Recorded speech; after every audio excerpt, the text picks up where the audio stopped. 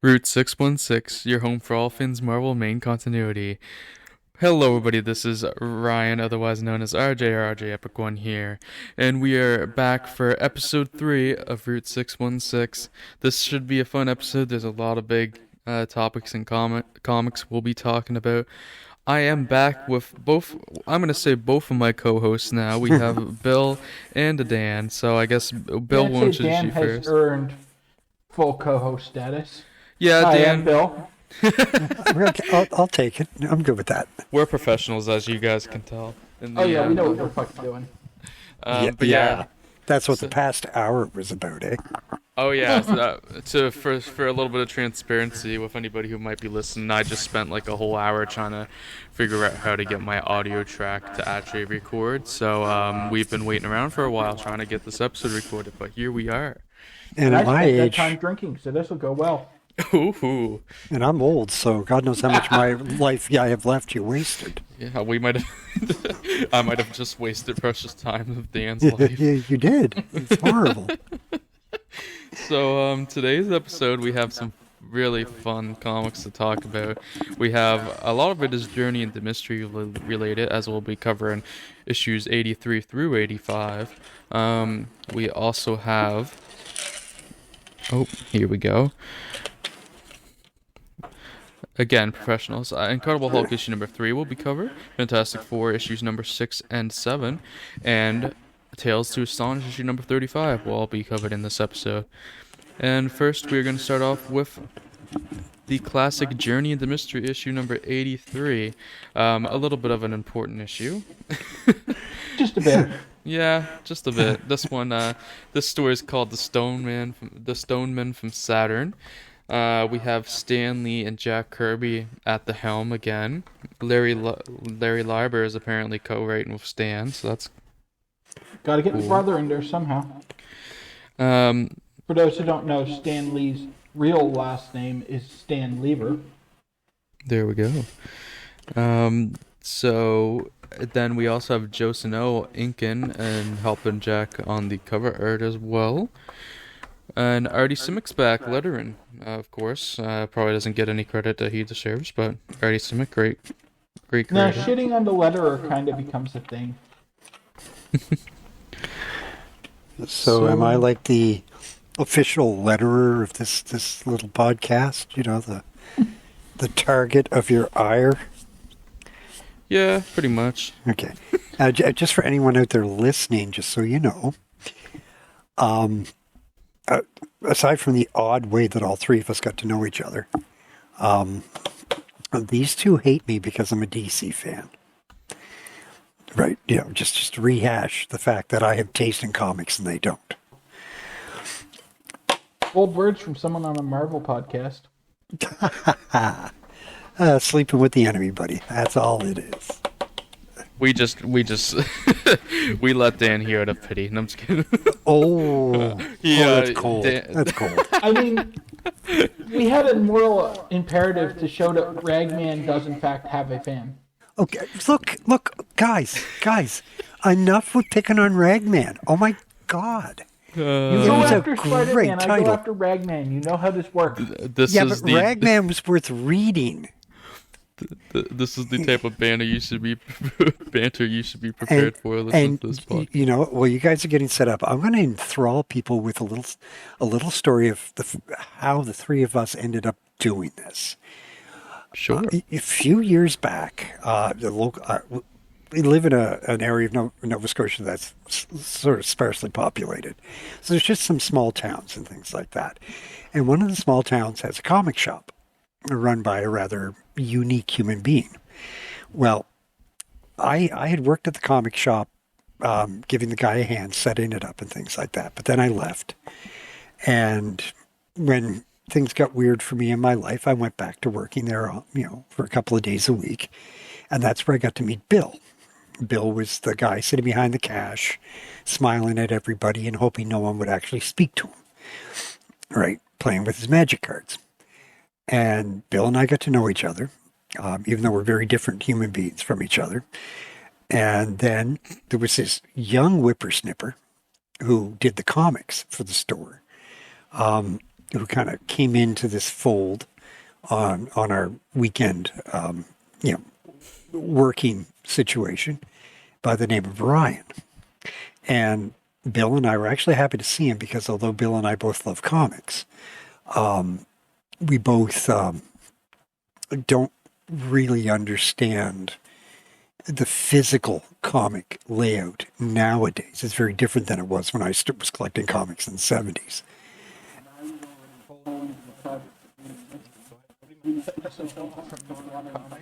Yeah, Bill had gone over to digital and was doing the original attempt to read all of the Marvel run.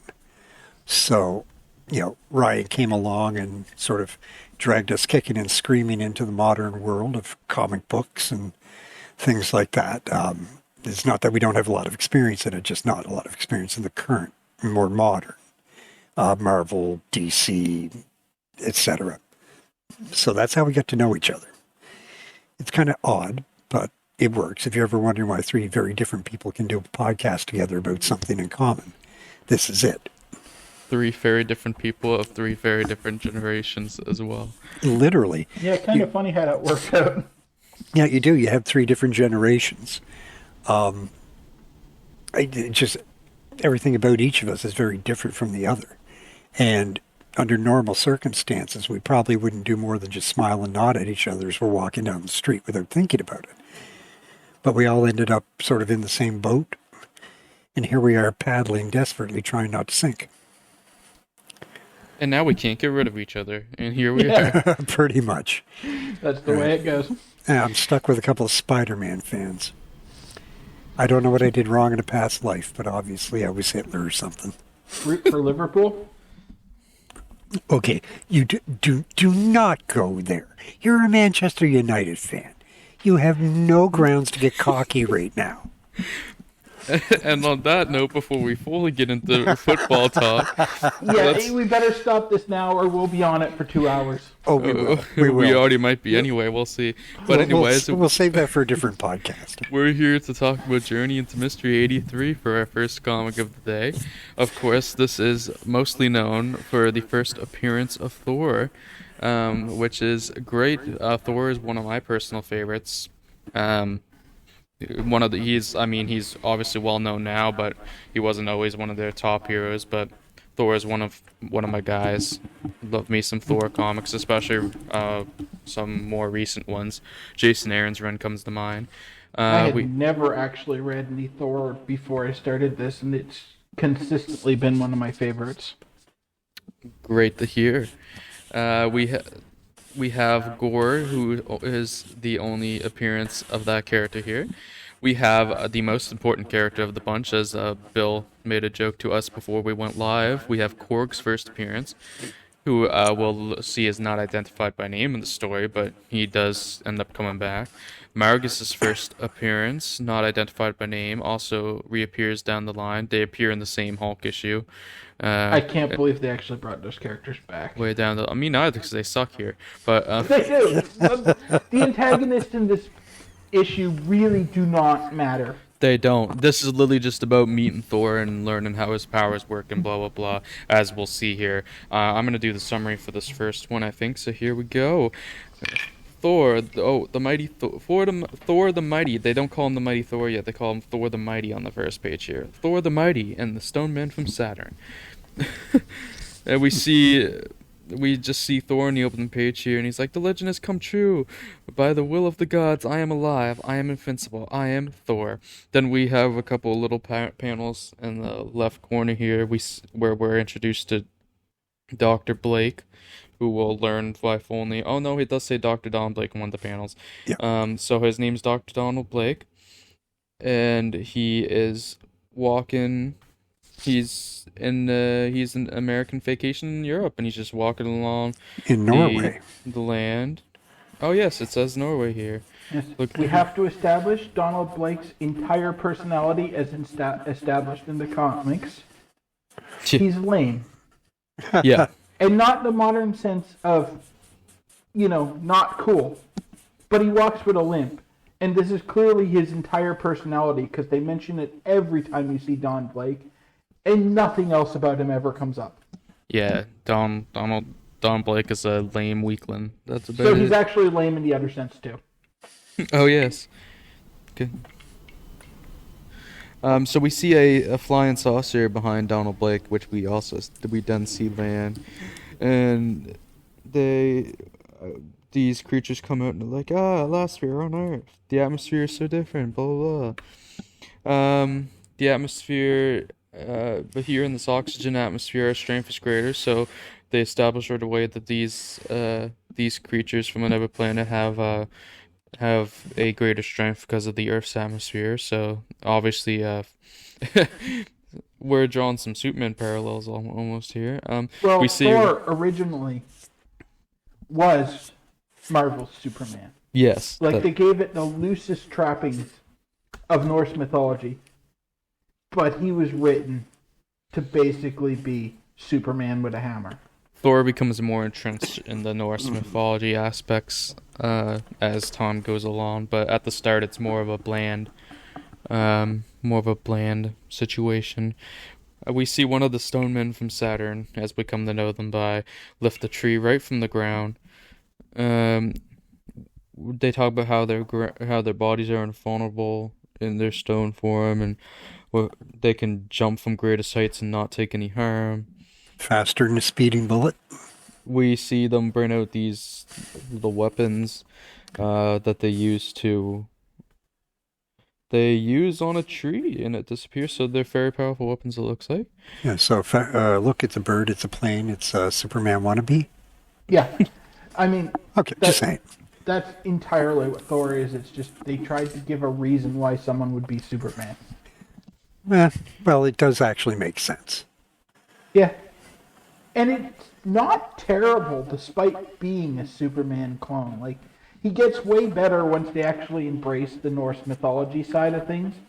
But even Superman clone Thor is consistently fairly entertaining. Yeah, it switches between entertainment to kind of not great, but it's never like it. I don't know if I've ever really given Thor issues 1 star, maybe 1 or 2 of them, but it's mostly consistently 2 to 3. So that's pretty good, really. An old fisherman we see has discovered the stone man, and he goes back to a village and tells everybody about them. And then we go to the following day, where Dr. Don Blake decides to explore a coastal area described by the fisherman.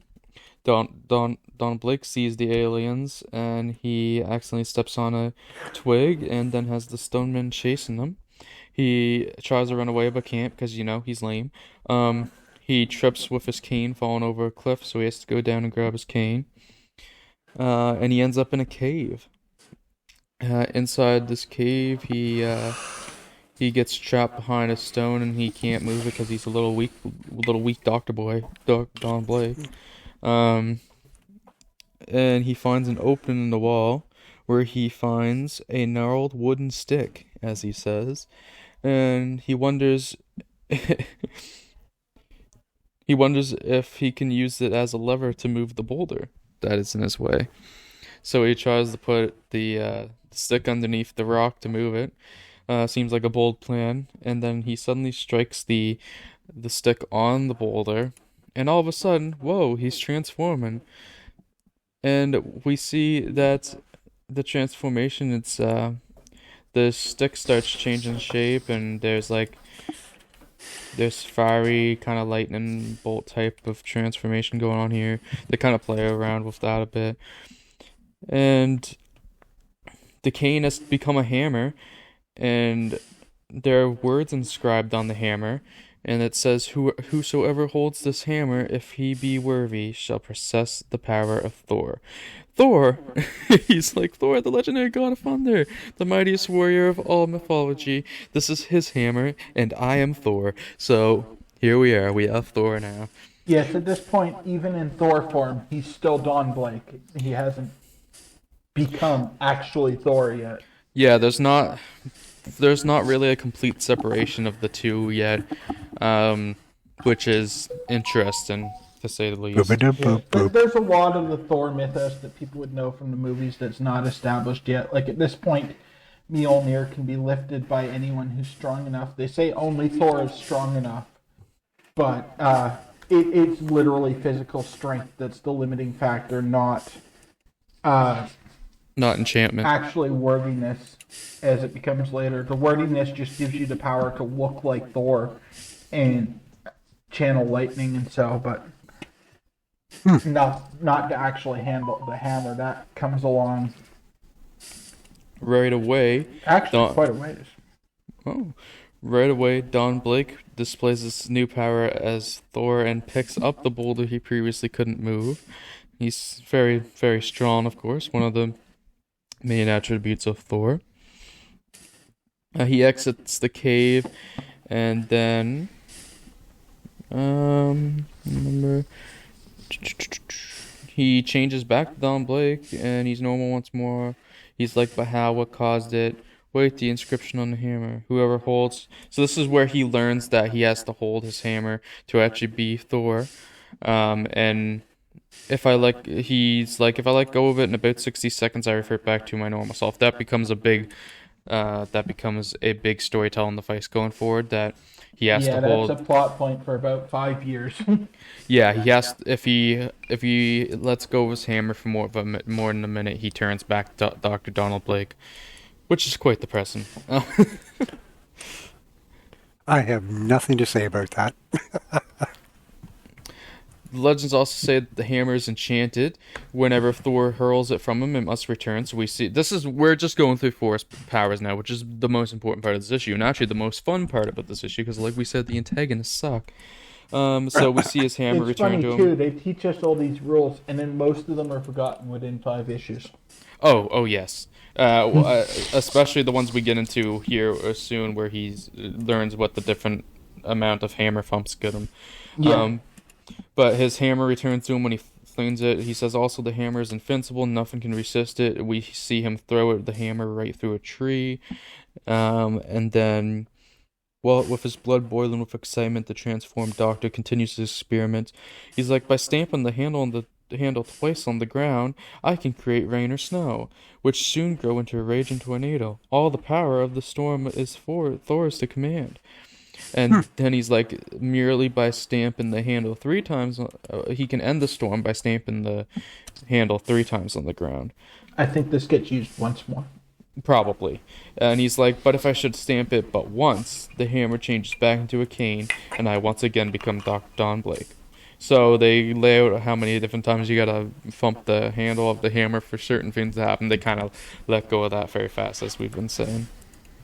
He's like, to think the most incredible power of all was hidden in that cave, waiting to be found. But the world must be warned of the presence of the Stonemen. So we would go back to Stonemen from Saturn. Even in that moment on a NATO air base, they find a fleet of unidentified flying objects, and they're like, alert all the military. And then the Stonemen are like, the humans have sent an armed aircraft. And then we see a moment later a huge 3-dimensional picture flash across the sky. It's like this huge, like, dinosaur-looking monster. They were wondering what it is. The military's starting to bail out. But it was just the Stoneman tricking them with a 3D projection. It wasn't an actual real creature. Then we go back to Don Blake. He's figuring out that Earth's weapons are useless against the invaders. So he decides to turn back into Thor to take them on. And then he has a storm. And the Stonemen wonder why there's a storm brewing in the sky, yet there was none a moment before. Then we go part 3 of the story, which is where Thor strikes back against the Stonemen. The Stonemen are like, behold an earthling flying through the air to attack us. And they say they must slay him. But then the other one's like, do not slay him, he must be captured and studied. And they're like, captured, but how? And Thor's just whirling about, swinging his hammer at them and knocking some of them over and blah, blah, blah. He's like, wait, all of a sudden they're like, wait, he's directly beneath our captive cage. Coincidentally, of course. In a moment he will be your helpless prisoner. And then they trap Thor for all but a moment, because we see Thor bend the bars and break free really fast. This is one of the few points in early comics that they got panel placement correct. Yes. Because he gets trapped in this cage at the end of a page. So you have to wait till the next page to see him break out, even though it's literally the next panel that he's breaking free. And a lot of times you just have those two panels next to each other halfway down the page. But this time they actually got the panel positioning correct for some suspense. Yeah, it's actually a good Nice. panel layout here. The Stoneman's like, the Earthland's too powerful to be captured alive. He must be slain. Prepare to disintegrate him. But before that happens, Thor flings his hammer, and he knocks all the weapons out of their hands. And then they're like, the Earthling cannot be stopped. And they're like, yes, he can. Set the Mechano monster free. So they set this Mechano monster free, and they say, "There's your foe. Attack him, destroy him." In terms of Thor, but right away Thor destroys the Mechano monster with his hammer. So the Mechano monster's been vanquished. So essentially, from here, the Stonemen from Saturn they flee. Thor proclaims how he's beaten them. He's invincible he has the power of the hammer and the might of the thunder god, which are invincible. Nothing can conquer him. And he realizes the military infantry is coming, so he doesn't want to be questioned. And he taps his hammer once to turn back into Dr. Donald Blake. And the military's like, look, the invaders are flying away. And they're like, but why? They're like, I don't know. There's no one in sight except that lame passerby with a gnarled old cane. So like, well, it's a cinch that skinny gent isn't Earth's secret weapon. Sorry about that, guys. No problem. No So that's where we end the issue. And the last editor's note: Thor spelled with two R's here. The only time it's spelled with two R's in the issue. So an editorial miss here. The mighty, the greatest new superhero of all time will appear regularly in Journey into Mystery. Reserve next month's issue at your news dealer now. It's sure to be a seller. So, wow, boom. This is one of the only cases I think I have the newer scan because they fixed the spelling mistake in mine. Huh. They must have photoshopped that one because it's only one R. But I remember the first time I read this, I saw it with the two R's. So Yeah, that's the only time in the issue, at least in my copy, that they spelled with two R's. So I don't know. This on the cover and on everything else, it's one R. But yeah, no, I think editorial Darby had an just error. screwed up there because at this point he was lettering basically everything. Yeah, I mean, he was doing a lot of projects, so I don't blame him for a little mess up like that. This would have been a case of take it home for like one night and try to letter the whole thing in like 4 hours. Oh yeah. And not just this, but a couple of backup stories in the book as well. Poor guy probably deserved more. But yeah, what are our thoughts on the first appearance of Thor, Journey into Mystery 83 here? I gave it 3 stars. I did too. This is way better than the components of its part, the sum of its parts. Like Really? every element of this story Really? should be bad. Oh, I don't know about that. At the risk of being, the naysayer in the crowd, they were going to put some effort into it because this is the one that they're going to try and start this new title, this new line, Thor, right? And they're going to do the best they can, right? Because they're going to want it to sell. So I think it's unfair to assume it's going to be bad. Well, I mean, it's Marvel, so there is an automatic assumption it's going to be crap. That's a little harsh, but now what I'm getting at is like the Stone Men suck. And honestly, at this point, Thor's powers suck. They haven't figured out how to make them good yet. Like, it's all based on banging his hammer and things different times. They barely use his super strength.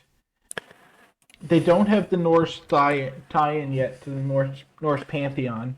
Like, he gets the power of the thunder god. But he's not Thor. He's just some guy.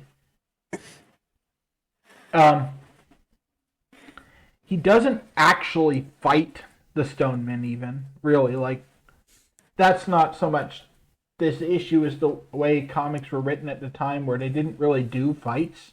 They just have like one panel of someone punching someone else and then move on and assume you knew what happened.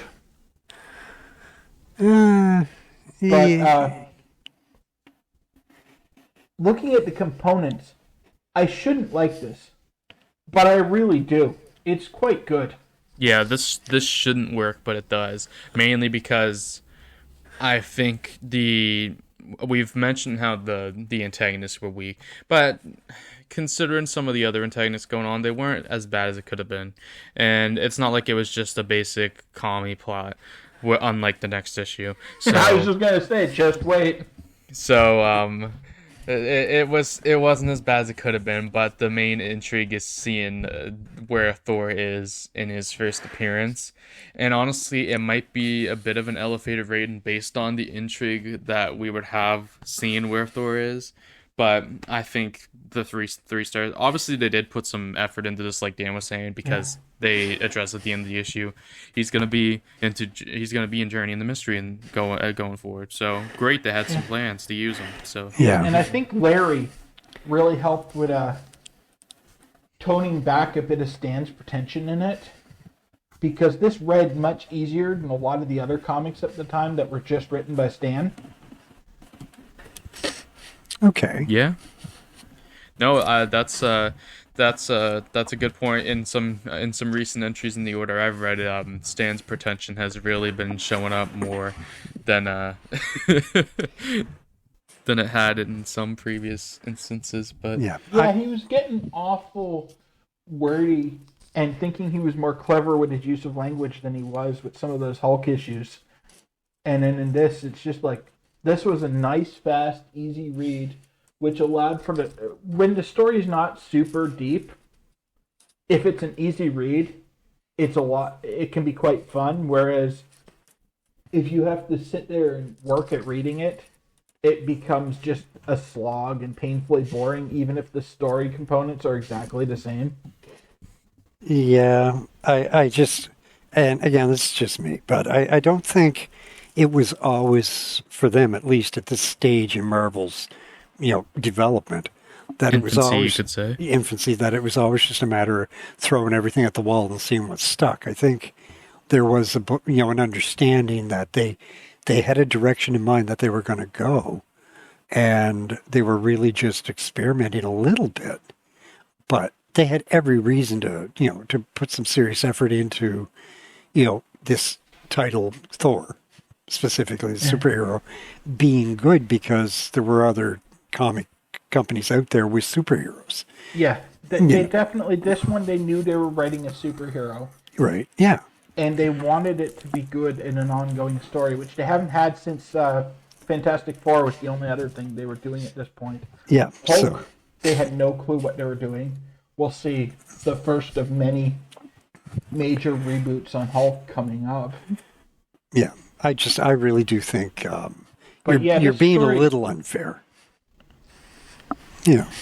Well, let's look at it this way. They couldn't afford to throw everything at the wall at this point, because like Bill touched on in last episode's podcast, we talked about how they were getting published through DC and could only do a certain amount of titles per month and everything. So they could do as many titles as they wanted. They were limited many to superheroes. 8 superhero titles because DC didn't want to share that. That was the catch. So they couldn't throw a ton of superhero stuff at the That's wall why you necessarily. get like 6 issues of Patsy Walker in various stories a month. Yeah, I suppose, yeah. And like probably 10 different assorted kids in the Western side of things that they're doing. But so few superheroes, because DC didn't care if they were writing teen romance or Western comics, because that didn't steal DC's business. Yeah. And there was probably also a need to come up with a superhero where, although he was similar to Superman in his powers, he was different than Superman in that Superman is just this alien from another planet who happens to be strong on planet Earth. Thor is a god, right? And they're taking it directly from Norse mythology. So they had every reason to want to invest some effort into the title. Yeah, Into and the they concept. had another major advantage on Superman with this Superman-like incarnation of Thor, With the in that they golden. don't have to come up with a Deus Ex Machina to depower him. Oh, yeah, that's true. He just gets separated from his hammer for a minute, and he turns back into Don Blake. Whereas Superman, you have to keep coming up with reasons why he's getting exposed to kryptonite if you want to do a depowered story. Yeah. I will say, you just reminded me of a topic I was going to bring up early on, too. I personally have never really been a fan of the Donald Blake alter ego to Thor. It's been used at times well, but I personally just like when he's a Norse god, which I'm sure is probably why some of these early comics, part of the reason why some of these early comics are ranked pretty low for me. But that's my thoughts on Donald Blake. I don't really care for Donald Blake. Well, I don't really have any thoughts on Don Blake. Like I said, he doesn't have a personality. yeah, it's kind of He the just Shazam syndrome. basically exists for Thor to be depowered for a while, and so that they can write the superhero love triangle they love. It kind of starts to not even fully make sense, like how, when you really think about like how everybody, all the other gods, like address him as he's Thor, and like it's the same Thor they all knew and love and blah, but then it's Donald Blake. It's kind of confusing, but Yeah, they have to go through some awkward retcons to account for the fact that originally Thor wasn't actually supposed to be the god Thor. I guess we'll see that as we go along through these issues, though. We'll have to point out some of those moments. Yeah, I mean, they start forgetting that by about issue 3. But it's very clearly expressed in issue 1 that he's not actually Thor. Yeah. He just has Thor's powers because he found the hammer. He's a Thor wannabe. Yeah, and so... A cosplayer. Yeah, I think they realized almost immediately that that wasn't working. And just kind of swept it under the rug. Thor wannabe reminds me of Thunderstrike. I was just gonna say that. I guess, do we have any other closing thoughts on the first Thor? I don't. It was a good story, but other than the introduction of Thor, not a terribly momentous story. Yeah, I agree. I think it has all the hallmarks of what Marvel was going to become in sort of its first phase of popularity. Oh, absolutely. You know, as far as superheroes go, let me qualify that. Yeah. You know, when they started doing all of these other superheroes as they kind of came into their own, right? Thor was, you know, really kind of the template for where they were going to go. Which makes me wonder why they didn't do Thor as the first movie instead of Iron Man. I think because, honestly, Thor was more popular at the time. And so if the Iron Man movie... Because Iron Man was not popular in 2008 at all. So if the movie bombed, they didn't think it would really hurt their comic sales. Yeah. I mean, the Iron Man was just... There was not really name value there, so it was... Like you said, it wasn't as big of a risk, really. In that Iron respect, Man and it was Hulk a huge both were risk. characters they could play around with, that they don't really damage their properties if it doesn't work, because no one was buying Iron Man or Hulk until the movies came out and people liked them. You think? I mean, I don't know for sure myself personally, but I don't know if that was their reasoning. I do know that Iron Man and Hulk were both selling abysmally when those movies came out. Well, I guess we shall now move on to Journey in the Mystery number 84, which is the Mighty Thor versus the Executioner. Not the good one, though. No, not that Executioner. So I'm gonna let Bill take this summary, but before we go into the summary, I guess we'll point out who the creators are. We have Stan Lee as our editor here, as Larry Lieber. It's Lieber. Is it Lieber? Okay. Larry Lieber is the writer by himself this time, apparently. Jack Kirby is here on art. Dick Ayers is inking. Then we have Joe Snow with Jack Kirby on the cover. And Artie Simic's back. So, from there, I will let Bill take it. All right. Well, we've had our requisite introductory alien issue. So now we get the requisite introductory communist issue. Ooh, yay! We open with an actually great splash page of Thor staring down an entire army and several tanks. Good thing it's got Mew Mew. And then we get our little recap for those of us who didn't buy the previous issue of Thor getting his powers and beating the Stonemen, reduced to a page. Notably, the Stonemen have a fairly different design and a completely different color now. For my scan, they're the same, but that's for the color-wise, okay, at least. They were green in issue 1, they're orange in issue 2 for me. Okay, they're orange in both for me, so I didn't know the color change until you just said that, so that's hilarious. And then we see Dr. Blake in his practice operating on, or listening to the heart of a patient, and we get introduced to his nurse, Jane, who's not important at all and will absolutely never become Thor. Yeah, okay. Jane becomes important later. For the first 10 years of the comic, she's window dressing. An important note about Jane here is they call her Jane Nelson in her first appearance, so her name becomes, like, this is the only time I believe she's called Jane Nelson. She right away becomes Jane Foster after this. Yeah, they were playing around with what sounded good and dropped the Nelson pretty much immediately, and then brought it back for Daredevil. They couldn't find a last name that started with J. You know, Jane Jones, Jane Jasper, Jane Johnson. Jane Johnson. Yeah, just wondering. Well, this one's written by Larry, so we don't have to deal with Stan's love of alliteration. Okay. Anyway, Dawn is driving Jane home after the day at work, and because I guess she's a woman, she's not able to drive. Honestly, they don't really go into it, but I can't figure out why the hell he's just randomly driving his employee home. Because he likes her? It's the gentlemanly thing to do?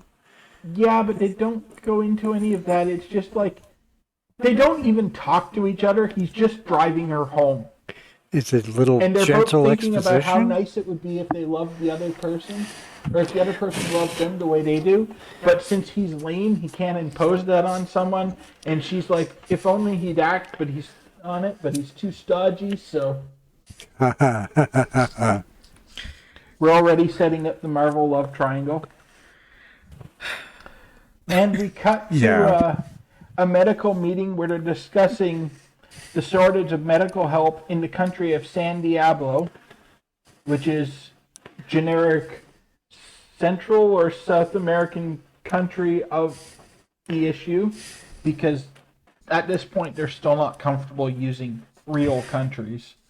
Oh, I suppose. Yeah. So they just make one up, but it's your random democracy that's been taken over by communism, which, looking at actual history, means the communist candidate won a democratic election. The U.S. doesn't like it. They literally say for the war-torn South American country. Okay, it is South America. I couldn't remember that for this one. Sometimes it's South, sometimes it's Central. Oh yeah, it's wherever sometimes they they need even it to be. admit the superheroes being thrown in to overthrow a democratically elected communist government. I'm looking at you, giant man. Wow. Just yeah, wow. He's actually sent in to overthrow a democratically elected government that was communist. And turned out to be just as evil as all the dictators that come along, but they showed you a little bit too much of the making of it there. Huh. And Jane and Dawn volunteer to go and provide medical aid. So they are on a ship sailing for San Diablo, and the head of the San Diablo government, who's known as the Executioner, sends his air force out to sink the ship before they get there, because if the peasants can receive medical attention, they will not remain ill and therefore will be able to oppose the communist government. Subtlety was not their strength. So the jets attack, and Dawn runs off and turns into Thor and destroys the jets. It's actually pretty decent, the part where he's fighting the jets. Probably the most drawn-out fight they've done in a comic up to this point. And then when he finishes, he dives into the ocean and bangs his hammer on the ship to turn back into Dawn and starts yelling to get rescued. And they haul him out of the water. He claims that he got scared of the ships, or of the planes, and ran off and fell overboard. And no one really notices because Jane's too busy fawning over how handsome Thor was. And we cut to San Diablo, where the Executioner is yelling into a chicken drumstick like it's a microphone. And he's furious that the Air Force failed to sink the ship. So he's having the commander of the Air Force executed for failing him. And he sends another squad off to prevent the American doctors from treating the sick peasants. And if they fail, they will also be executed. And so they set an ambush for the American convoy in a pass. And Dawn just, in the open, bangs his staff on the ground and summons a thunderstorm, which blinds all the soldiers. And then they fall in the mud. And the Americans are able to get through the pass while the soldiers are all flopping around in the mud trying to gain their footing. Don't ask how the Americans were able to keep theirs in the same mud. Sheer righteousness. That's basically it. And Dawn stops the thunderstorm and turns back into Thor. He gets a tree and uses it to flip tanks onto each other and break them. But the soldiers capture Jane. Oh, no. Yeah, and take her back to the Executioner. Whatever will we do? Yeah. And Thor comes up with a plan to rescue her, so he turns into Dawn and gets himself captured, demanding that they release her. And the Executioner gives Jane the choice of she can either marry him or he executes Dawn. And so she agrees to marry him. But Dawn starts talking shit to him and basically goads them into coming close with his cane. So he's able to grab it, and once again, in plain sight, bangs the cane. There's a bright flash of light, and Thor's left standing there. And they're like, oh my god, who is this guy? Where did the Yankee go? And Thor takes his hammer and throws it through his supply tent, pulling the supply tent off the supplies and dropping it over all the soldiers. And then just then the Democratic Army shows up. And the communists all run away. And Dawn turns back, summons a lightning bolt into the volcano they're all running up to hide. And the volcano erupts, and so they decide it's safer to be captured than to die in the lava. Meanwhile, the Executioner steals a whole bunch of money from somewhere and tries to run away, but the communists and the Democrats together kill him and realize that democracy is the way to go. Woo! Thor disappears and turns back into Dawn, and then they treat some people. And Jane wonders why he couldn't be brave and adventurous like Thor, while Dawn unconvincingly claims he hid behind the execution wall because it was the safest place to be. despite the fact that he was actively provoking a fight with the communists to get close to his cane. Behind the execution wall is the safest place to be. Well, it could always just... I was hiding behind the execution wall. I figured it was the safest place to be. Wow. Flashbacks to the executioner getting executed. How exactly did this comic manage to catch on? Yeah, that's pretty much the question we have here. I gave this... Well, much like the previous issue, it's better than it sounds. It is better than it sounds. I still only It gave it 2 sounds stars. like crap, so Yes. it Yeah. would have to be better than it sounds. I also only gave it 2 stars. But as far as 2 stars go, I enjoyed this more than most 2-star comics. It was... Like, the part when he's destroying the jet is really fun. The scene of the soldiers slipping around the mud and falling over is actually kind of funny. And once again, it reads quick enough that you don't really have a chance to get annoyed by all the dumb stuff in it. It's only 13 pages, so it's easier to get away with. This is not the most painful comic story that we've read even so far. I don't remember how many we've touched so far, but it's not the worst comic story we'll get into. I don't think we've done the Hulk communist story yet. Hmm. I mean, Igor was a communist, but like... Oh no, I guess he went fully to Russia, so we did do the Hulk one. Yeah, this probably is the most painful communist story we've had so far.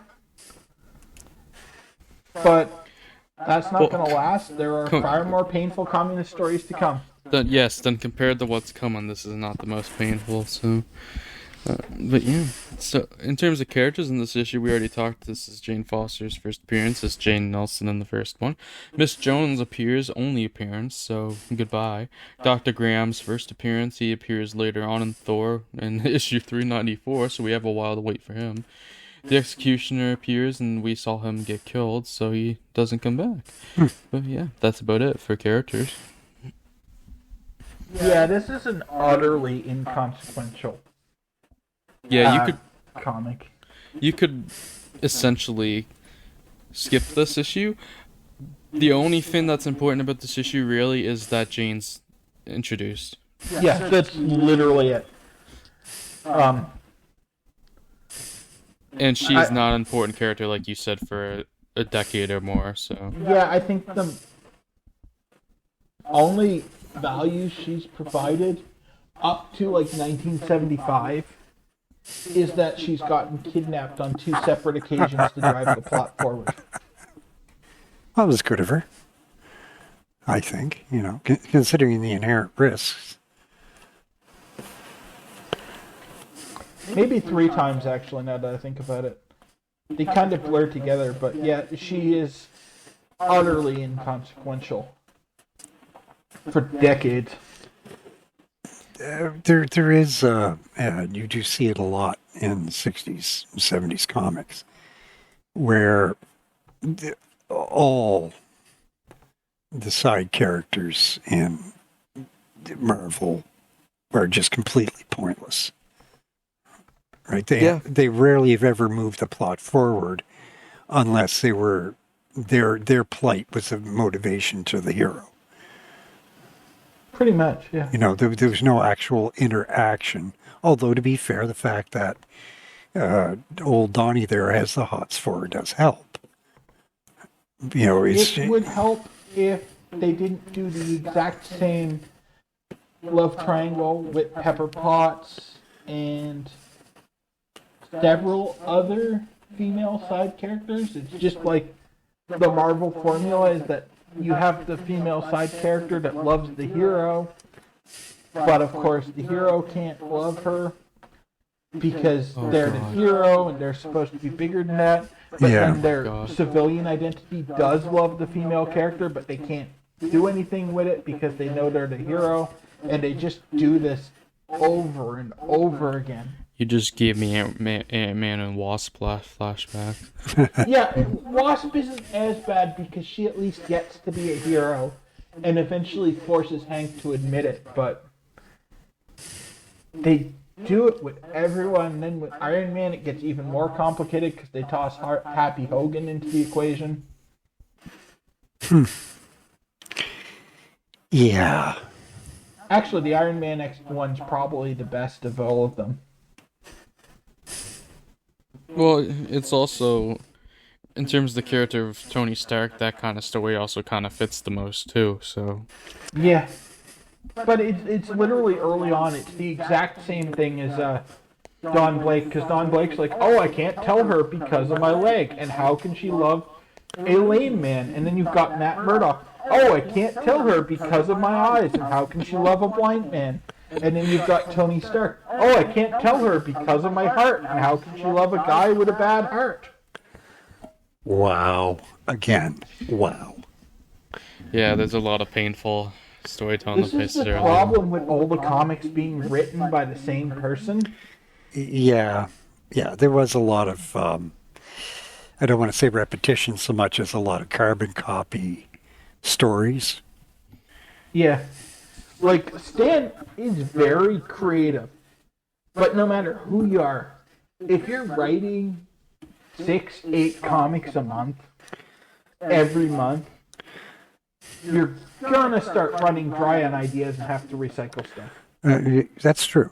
That's true. And I mean, and I'll stick my neck out. You can see it with DC as well, because you can see where DC, at this point in their history, they were scrambling for ideas for Batman, for Superman, for Wonder Woman, where they were taking their side characters like Jimmy Olsen and giving him his own title, like his own sort of sideline. You know, things like that. Lois Lane would get stories. Even Crypto the dog got stories. You know, they were desperately trying to get out of the rut. And Yeah, well, a lot of it was in the 50s.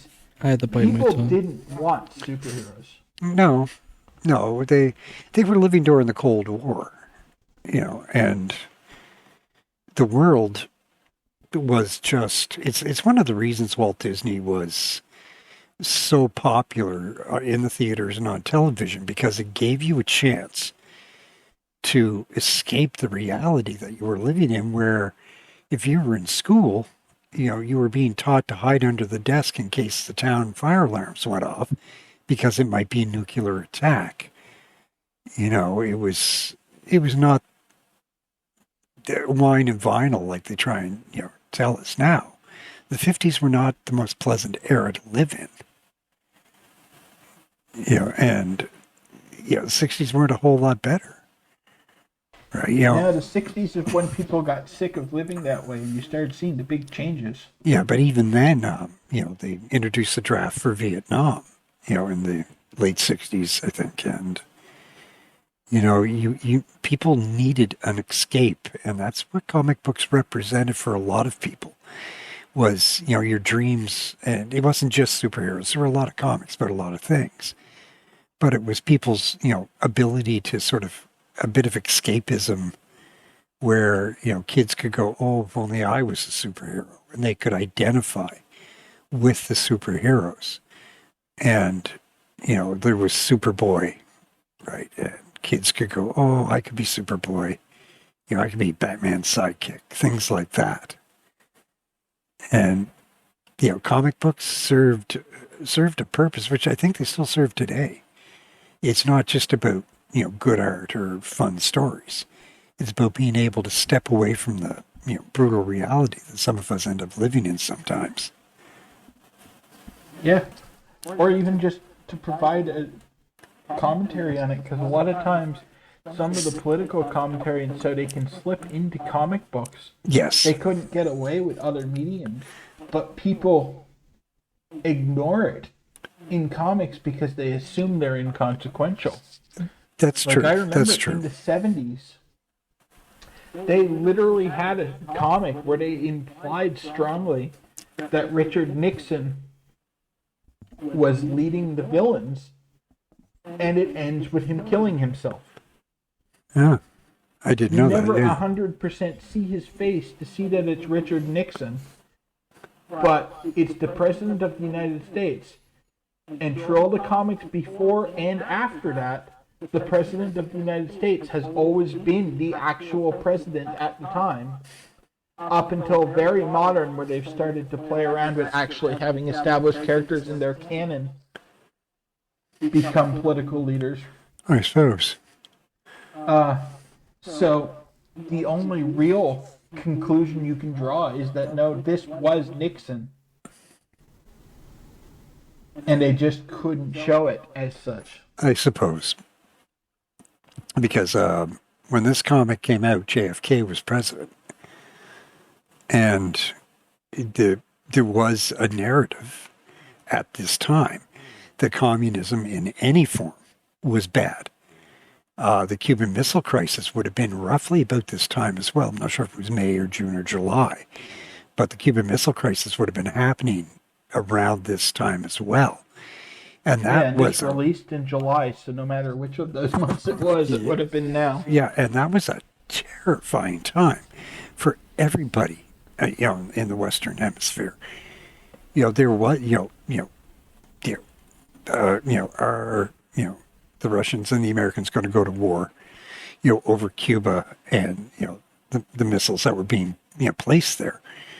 It was just the Red Scare in the mind of most Americans, and not necessarily just Americans, but in the mind of a lot of nations, was, how do we deal with the fact that communism is becoming this insidious sort of shadow coming across a lot of third world nations?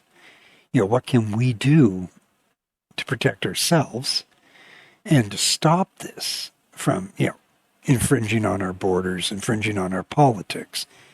So a comic book was a great way of indoctrinating, kids to the democratic concepts of peace, love, helping your fellow man, whereas communism's evil and we subjugate our fellow man and, all this stuff. And not that, I'm not saying that that's not true in a lot of ways, but comic books were a great way of keeping, apple pie and, the American dream out there where the kids could sort of eat it up.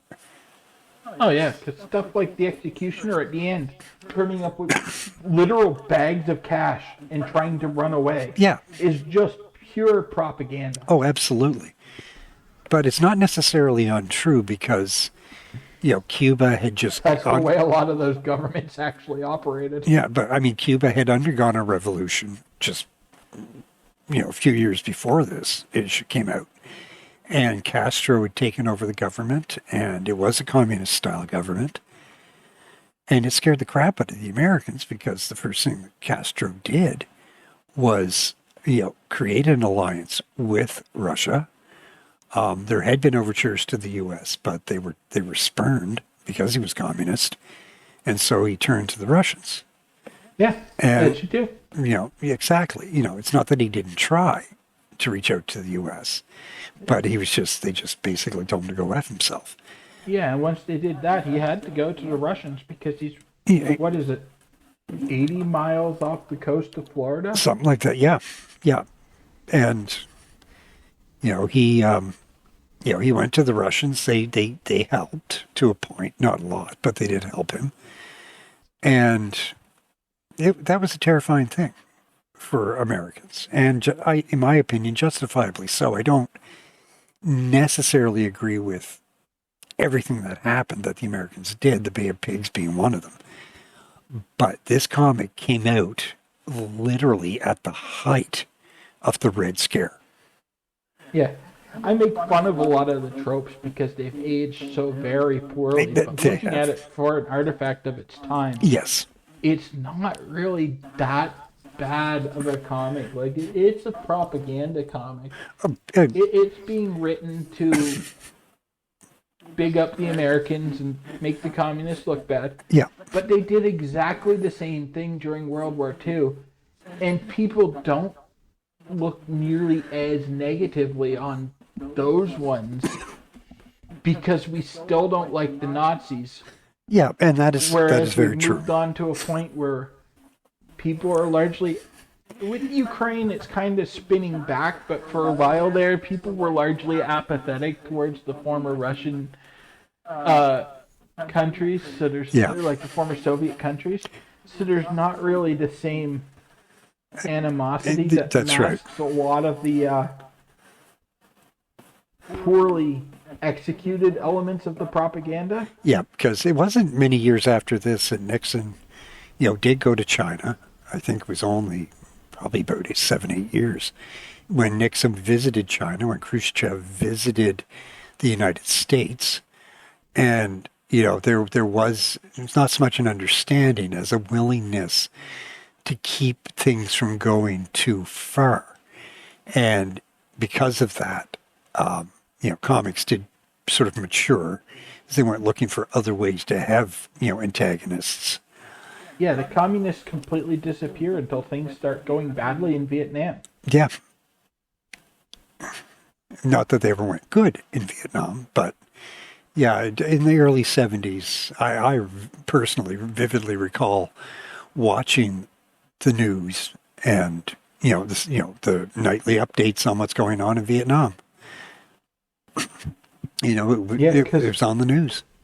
Yeah, you could really see when they softened relationships with China, and so because like the Mandarin, all of a sudden, turned on China, and was going to destroy them along with the West. Yes. Yeah. Because before that, he was just another generic communist villain. His gimmick was that he was the Chinese communist villain instead of the Russian communist villain. I suppose, yeah. But that was really the only differentiation. And he had the power rings, which they gave a mystical Chinese origin story to. But okay. His motivations and his plots were exactly the same as you'd see from the numerous Russian villains. Yeah. But then when things were softening, particularly with China, he turned on the Chinese army so that they could keep using him because he had become quite popular as a villain. Oh, I suppose, yeah. And so they wanted to keep using him because he was really the only mystical villain in Iron Man's rogues gallery. It's funny how they didn't really properly utilize him in the films. No. Well, I mean, he's also incredibly racist, so that is fair. Why they didn't want to use him. Yeah, that is fair. But I think, I don't know, I just don't like the way they played the Mandarin in the films. Oh, yeah, it was poorly done. I personally think they should have almost stayed completely away from that character. Yeah. It's one that, as cool as the powers are, like the power rings and so, yeah, the character should have died in the 70s and the 80s because it's just so racist. It is racist, like horribly racist in a lot of ways. I'll wait until you're done. But okay, you can look at it while you're there. And then yeah. I don't know if he could Also, be here, you can look at it rehabilitated, while you're down. given that his Okay. name is And then the back literally last page just shows you all the guy from this part of China. Yeah. Yeah, sorry, I've lost my train of thought of stuff going on here, and I apologize for that right away. But No worries. yeah, I really think this comic was absolutely a product of its time, and because of that, I don't look on it poorly because once you get a perspective of where the world was at that time, this comic fits in perfectly. Yeah, my strikes against it mostly come from how poorly executed the propaganda is, rather yes. than it being propagandistic. Like they do some Iron Man arcs later with they bring back the Yellow Claw from the 50s, speaking of racist gimmicks that make a return. Yeah. And they have the Mandarin. And they're also purely anti-communist propaganda comics with added racism thrown on top. But I actually rated those ones fairly well because once you look past the things that are just artifacts of their time, Yes. the story is actually fairly good and entertaining. This just, without the propaganda, they've got nothing. The executioner is not someone that has any business facing a superhero. Yeah, that's not unfair, but I mean, what business did the German soldiers have facing Captain America or Wonder Oh, I Woman? rated those ones 2 stars too, because once you took away the propaganda, there was nothing to those stories either. Yeah, and again, it was a sign of the times, right? I mean, Daffy Duck, was fighting, the Japanese, all this stuff. Like these are all just sort of signs of the times again. But I think, and I can't believe I'm sitting here defending this, but I think for what it was, again, they were going with a story they knew would work, a villain they knew would work, and a hero that they were trying to get people to latch onto and buy. And Yeah. Thor was one of those heroes.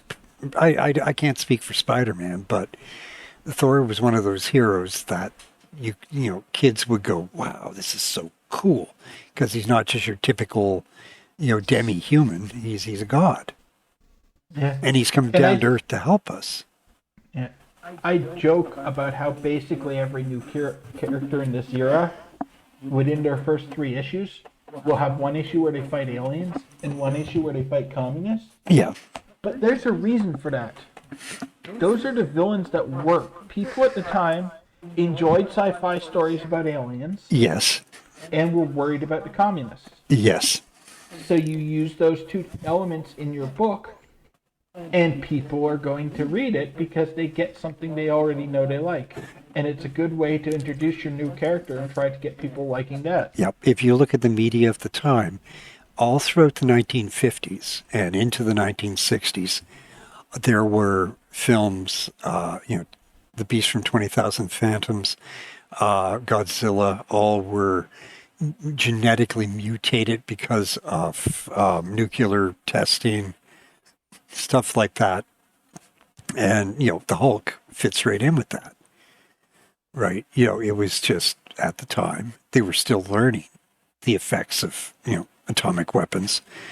And in the 60s, and this era in the 60s, there was no long hair yet. Even the Beatles had short hair at this point. Yeah. We hadn't gotten into the hippie era yet. That didn't really hit until 67, 68, when that started. So, as a product of its time, I like it.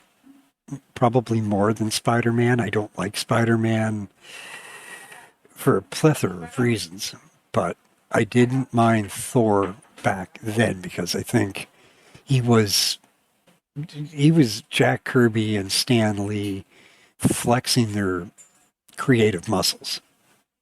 Thor is one of the better projects in terms of Jack Kirby art, to be fair. Yeah. Yeah, And yeah, that's fair. At this time. like, as bad as I make this issue out to be, like, honestly, it's probably the worst Thor issue. I still I disagree with had that. fun reading. You disagree? I disagree with it being the worst Thor issue, but we'll talk about There that more might as be we go worse along. ones that I have forgotten. It's been a long time since I've read most of these. Speaking of, we should probably move on to the next quickly. comic. Yeah, we're going to be here all night. We we spent way longer on that issue than I thought That's we would. my fault. I got on a tangent and then started That's okay. wandering. That's all right. We actually had a discussion from that issue, which is more than I was hoping for. Moving on, we have Incredible Hulk issue number 3. Well, we loved the first 2 Hulk issues, so I'm sure this one's gonna go over well. And this story is called Banished to Outer Space. Great, the Hulk in space. We have Stanley and Jack Kirby back, inked by Dick Ayers, and he helps Jack Kirby on the cover as well. This one was also released in July 1962. In terms of characters, not much really happens. Well, no, we actually do have a lot that happens. I didn't look at the films at first, but Yeah, there's actually an important group debut in this issue. there is. Then that's As much as I hate this group, they might be my least favorite villain group Marvel uses regularly in the early 60s anyway. Yeah. But the Circus of Crime are actually one of their more common recurring villains early on. Like, recurring in different titles as opposed to just reused ad nauseum in one title. Brutal. I'm looking at you, Loki, or Magneto. Brutal the Strongman, the Clown, the Human Cannibal, the Ringmaster, and Tina the Fat Lady are all introduced in this one, the Circus of Crime. And they Yeah. all next appear in Amazing Spider-Man 16, so we have a little bit until we see them again after The this one. individual members don't matter that much. Besides the Ringmaster. Yes. And the clown. The clown actually becomes important.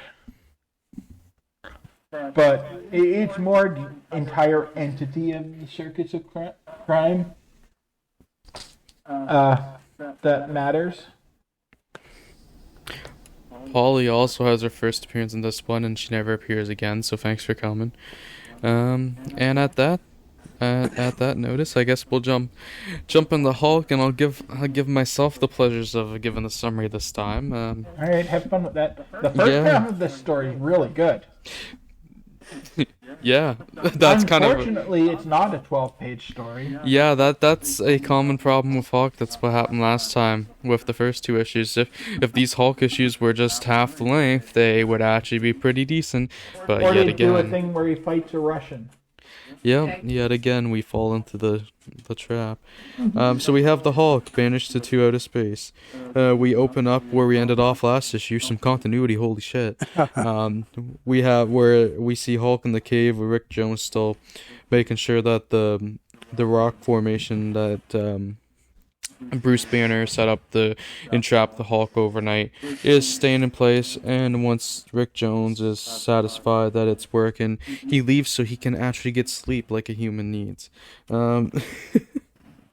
So they have a little flashback to their journey back to the cave, and then Bruce asking him to remember, do not open the door till daybreak no matter what, and Rick's like, oh, but what if something happens to me? What if I get sick or something? What if I can't open the door?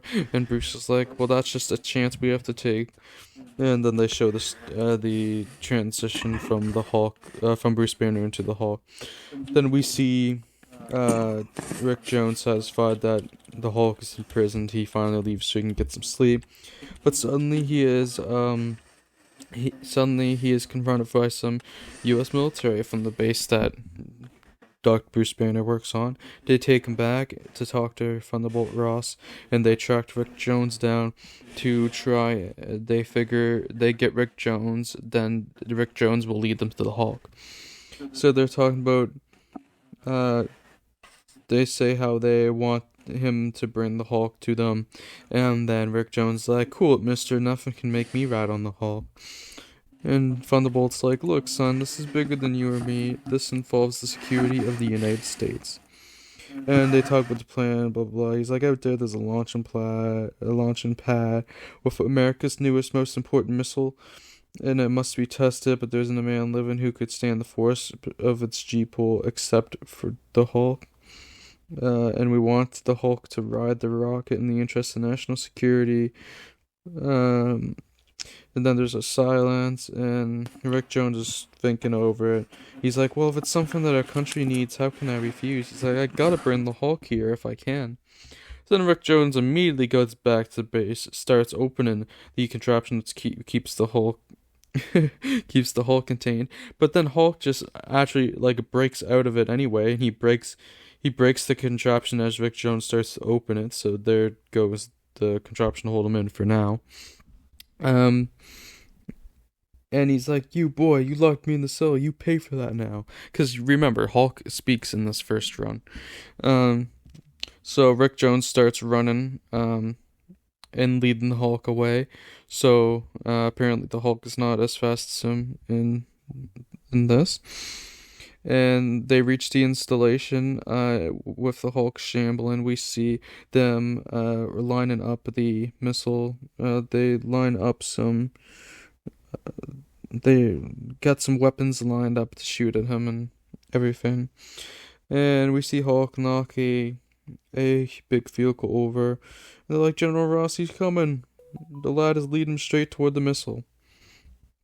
And we see Rick Jones go up into a kind of like a little elevator type device, and Hulk grabs on. Then Rick Jones throws his jacket into the missile, and then Hulk follows it in. And Rick Jones is like, it worked. I sure hope I did the right thing betraying him this way. And then the military men are like, oh, the Hulk's in the capsule, sir. Condition green, close the capsule, prepare to launch. They close the capsule on the Hulk, and they launch it right up into space. And Hulk tries to do stuff, but there's no time for action. And we see the missile launched way past the atmosphere into endless space. And then back at the center, they're like, we've done it. It worked. It's the end of the Hulk. He'll never return alive to the men's Earth again. And at that stage in the series, we kind of wish that was the case. That's cool. Did I mention I don't like this title? Suddenly, as the ship is speeding through the heavens, the cabin is bathed in the warm, bright light of the sun. Because I guess it turned. Oh wait, yeah, sunlight. So that he turns back into Bruce Banner. But before he can fully come to his senses, the unshielded spaceship enters a fast radiation belt, and once again, Bruce Banner's body is subjected to mysterious, powerful rays. So rays of intense radiation he is hit by, with the power to affect the most fantastic changes upon anything that lives, and they have bathed Bruce Banner's body for seconds which seem like a lifetime. Finally, the tiny capsule breaks through the radioactive belt in its undiminishing race away from Earth. And we go back to Rick Jones. He's like, did I do the right thing? What if I've doomed Dr. Banner? And then he goes and he overhears the military men as they're like, that's the end of the Hulk. Let's hope so, sir, for if he ever returns, he'll be so filled with fury that we'll never be able to stop him. Rick Jones is like, what? You guys tricked me? He's like, Rick Jones is like, it was a trap. They tricked me. See, you cannot trust the government. The menace of the Hulk. And Rick Jones is like, but I can't let them do that. They don't realize that he isn't really just an inhuman monster to be destroyed by any means. He's Bruce Banner. So, at that moment, Rick Jones touches a control switch.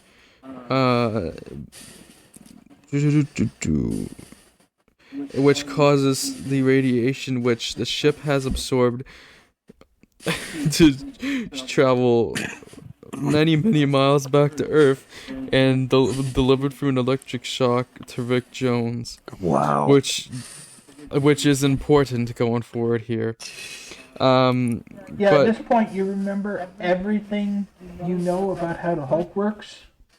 Forget all of that, because none of it matters anymore. Throw what you know about the Hulk at this point in the track. They have just reset basically every rule about how the Hulk operates. By the way, we are only 7 pages in of 24. Oh. Then the deed is done, and Rick Jones has sabotaged the missile, come back down, or well, the capsule part of it. He's like, I've done it. I brought him back. Yay. And it's daylight now, so Bruce Banner should be in the capsule instead of the Hulk. But wait, whoa, the Hulk is breaking out of the capsule. Why is the Hulk out in the daytime? And Rick Jones is like, it's impossible. You can't be the Hulk in daylight. That's just silly. And then he notices that Hulk also has a weird glowing effect around him. Hulk starts freaking out and chases Rick Jones up a little mountain. And Hulk is like, now revenge. And Rick Jones is like, no. He's like, stay back, please stop. And Hulk actually stops. He's like, huh? What just happened? He's motionless. He's standing there almost like a robot, as though waiting my next command. I've got to test him.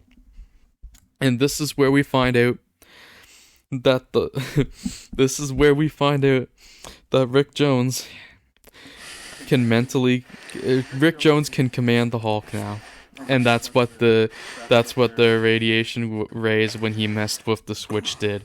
Rick Jones can now control the Hulk. Transforms. He's now just a big green golem that Rick Jones mentally controls. Yeah, he is now fully the Hulk, and the Hulk is controlled by Rick Jones. Fantastic. Literally like a robot. Wasn't Rick there Jones a title figures it. called Robot Hulk or something?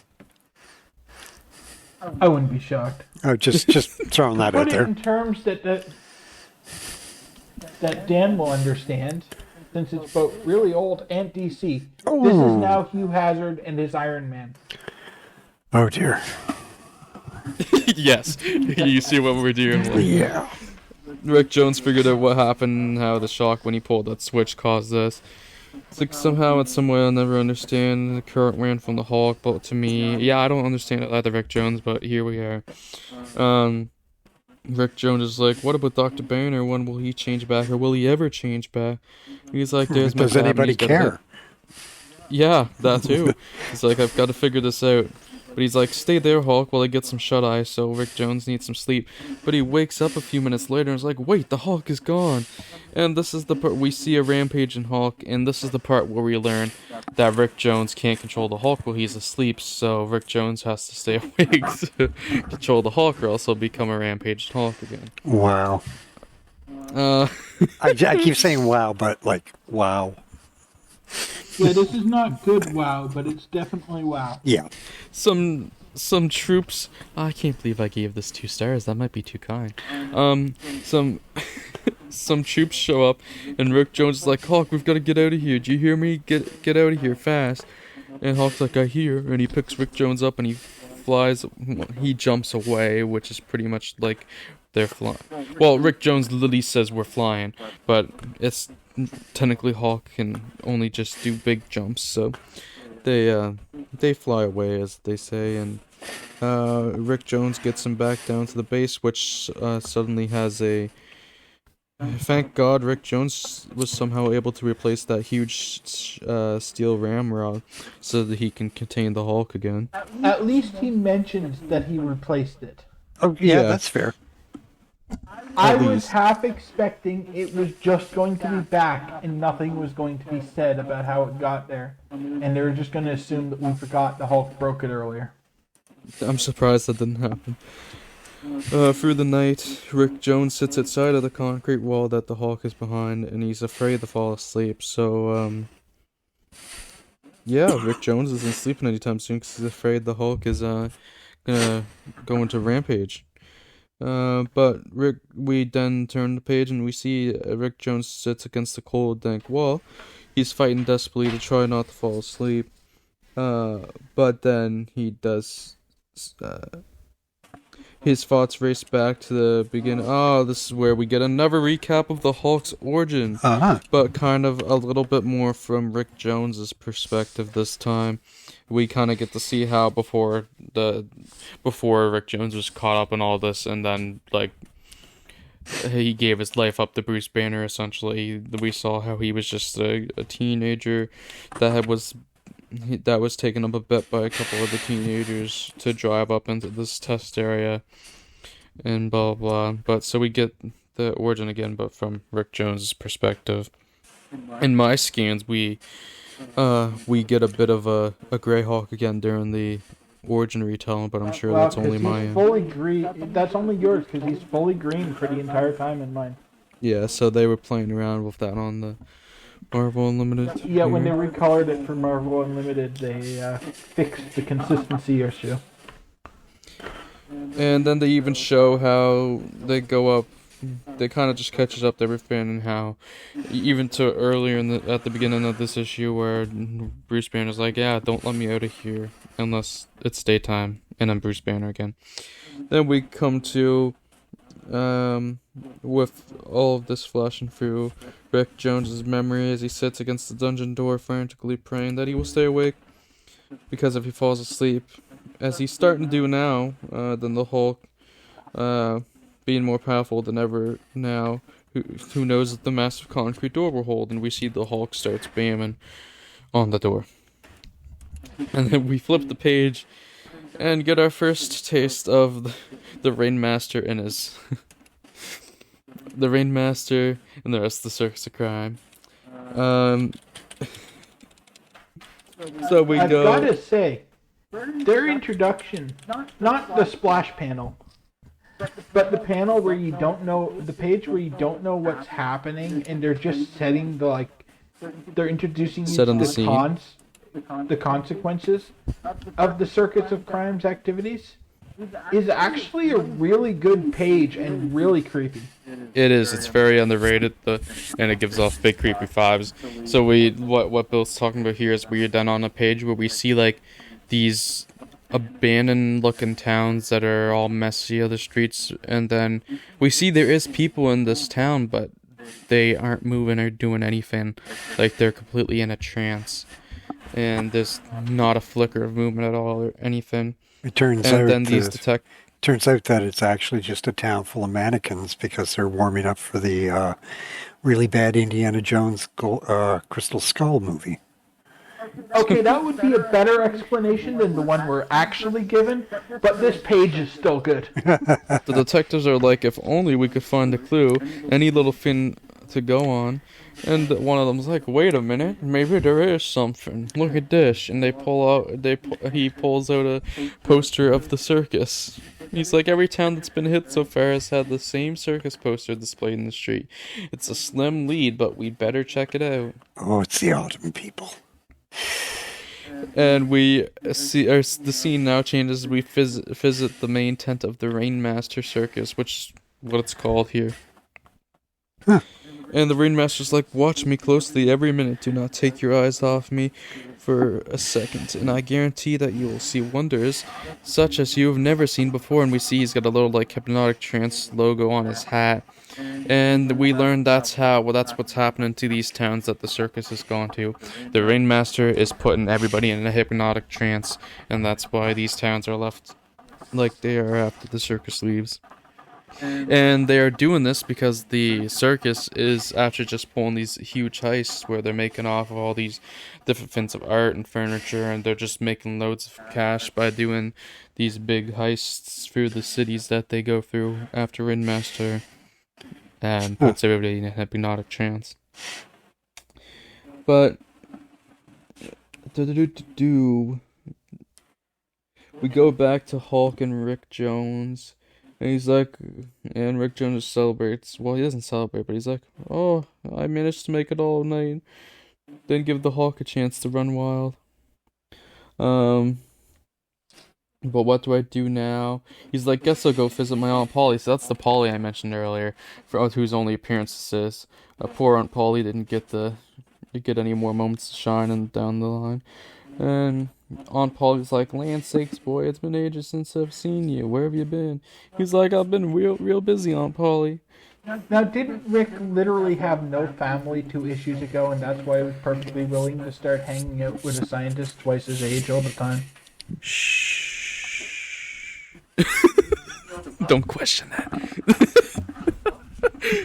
They don't. Yeah, remember when I joked about continuity earlier? There's a reason for that. But you wouldn't be interested in the details, Rick says. He's like, go along with you, Rick Jones. I certainly would be interested, but I know a boy like you would never. I can never make a boy like you talk. After Rick Jones is eaten, this is painful. Chatted with his aunt, he decides to walk through town before returning to the Hulk when he sees, oh my God, it's the circus. There's only 5 pages left. We might as well actually have the heroes and the villains interact at this point. Yeah, they wait until the late game. 25-page comic. Jeez. And so, fate tightens its web as Rick Jones comes into contact with the Rainmaster Circus.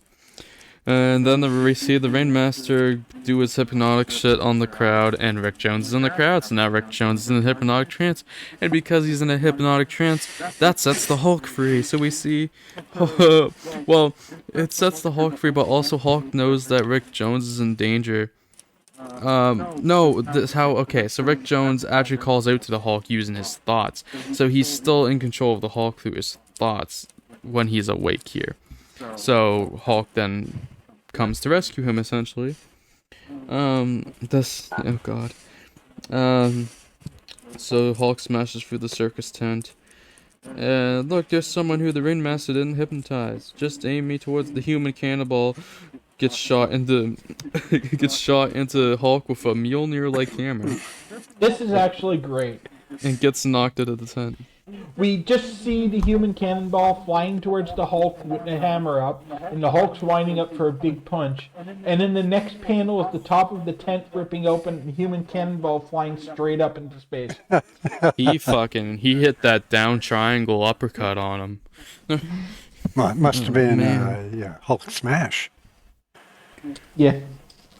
So they're like, Hulk's standing in front of the Rain Master, and he's like, and the Rain Master's like, quickly get the power hose. Nothing that lives can withstand its pressure. They shoot Hulk with a power hose, and Hulk actually goes down. Hulk is stunned. They wrap him up in a net, and then wrap chains around the net at Hulk and his ankles and everything. And one of the goons is like, want me to finish him off, boss? And Rain Master's like, no, I have a better idea. Rick Jones remains hypnotized, neither conscious nor yet asleep. The Rain Master's men carry the motionless Hulk to one of their circus wagons. So they have Hulk in the back of a circus wagon behind bars, and then they make him one of the... they make the Hulk one of the new feature exhibits in the circus, next to like a lion and a bear. We'll bill him as the monster of the age. The suckers won't be able to resist coming to see that big ape. The goon's like, Rain Master, you're a genius. So they do another show, but suddenly the FBI shows up, who we saw earlier. I just referred to them as detectives because I didn't bother to read what their positions actually were. And Rick Jones somehow became free from the hypnotic spell and then told... The FBI just woke everyone up. Okay, fantastic Your storytelling. victims told us everything when we snapped them out of your spell. Never mind that. Where's the Hulk? You're traveling with a live bomb. And at that moment, Rick says that the Hulk breaks free of the chains and everything. And then Hulk rampages, and they're like, "Run! The monster is loose." And then the Hulk knocks over a poor elephant. Like, what do you do? And then Rain They Master. tried to trample him with the elephant, to be clear. It wasn't just random Hulk on elephant violence. It wasn't, but also poor elephant. The Hulk spoils everything because he didn't get trampled by the elephant, and the FBI agent goes to draw a gun, but Rick Jones is like, "Don't, I'll handle the Hulk." And government agents' fears realized. Rain Master starts slipping away, and Hulk's like, "I'll stop him." Hulk lifts the main support pole to the ground, which there's literally a guy hanging from, and smacks the fuck out of the Rain Master with the pole off his carriage. And then Hulk picks up Rain Master, and they have now captured the Rain Master. Thank you, Hulk. Despite his hot wrath, the Hulk has no choice but to obey the teenager, who is his master. So Rick Jones is controlling Hulk again. I guess, well, he always has in this issue, when he's been able to, conveniently. They're like, "Stand aside, boy, the creature must be stopped before it's too late." They're trying to destroy the Hulk. Hulk Jones is like, "No, you can't. He ain't just a creature. He's I can't tell you what he is, but nobody's shooting him." And he's like, "Up, Hulk, up, right through the tent." And then they fly off, like, essentially literally fly off this time, because they kind of switch between a little bit of flying and jumping very far. So Yeah, I think the jumping actually becomes a future retcon. At this point, he does just fly. he does just fly at this point. At certain times, they kind of flip back and forth between the jumping and the fly. And Thunderbolt's like, "You won't save me forever, do you hear me, Hulk? I'll track you down to the ends of the earth. I'll rid this world of you a menace no matter what. I swear it, Hulk, I swear." And so our amazing saga comes to an end. But only for now. We will see the Hulk strike again. And they don't dare miss the next issue of The Incredible Hulk. Safe and E. Wow. This was a weird issue because half me of about it's it. really good and half of it is utter crap. I'll tell you. Yeah, I mean, those first 7 pages were fine. Yeah, everything up to the Hulk getting launched into space was really good and could have been an entire issue by itself. It was also very good because it continued the continuity off the last issue, too. Yeah, the actual set up to the Circus of Crime was really good. And most of the Hulk's fights with the circus were really good. Like, I really enjoyed him punching the human cannonball into space. Ignoring the animal cruelty elements that people wouldn't have been concerned about in the 60s so much. I'm calling PETA. The Hulk elephant fight was actually decently good. Because not only does he knock the elephant over, he hits the elephant onto a teeter-totter that launches like 10 members of the circus into the air. Well, the it's way their he took fault out for the standing ringmaster on the was good. teeter-totter. I mean, it's a Golden Age comic. We're going to have People standing on a fair bit of teeter-totters. coincidence Yeah, tucked in. yeah. But, yeah, like, half this issue was great. Everything else was terrible. Yeah, you pretty much covered it there. It's 2 stars from me. 2 stars for me, too. Like, half of it was a 3-star book and half of it was a 1-star book, so I kind of averaged it out. Having to do that summary almost made me want to give it 1 star, but we stick to the original ratings here, so it gets the 2 stars. this one just wasn't exciting. No. Like, it was just Yeah. to a point where I don't want to say tedious because that's probably not fair, but this is one of the stories. Accurate. One of the stories where a lot more pressure gets put on the artist to make it interesting.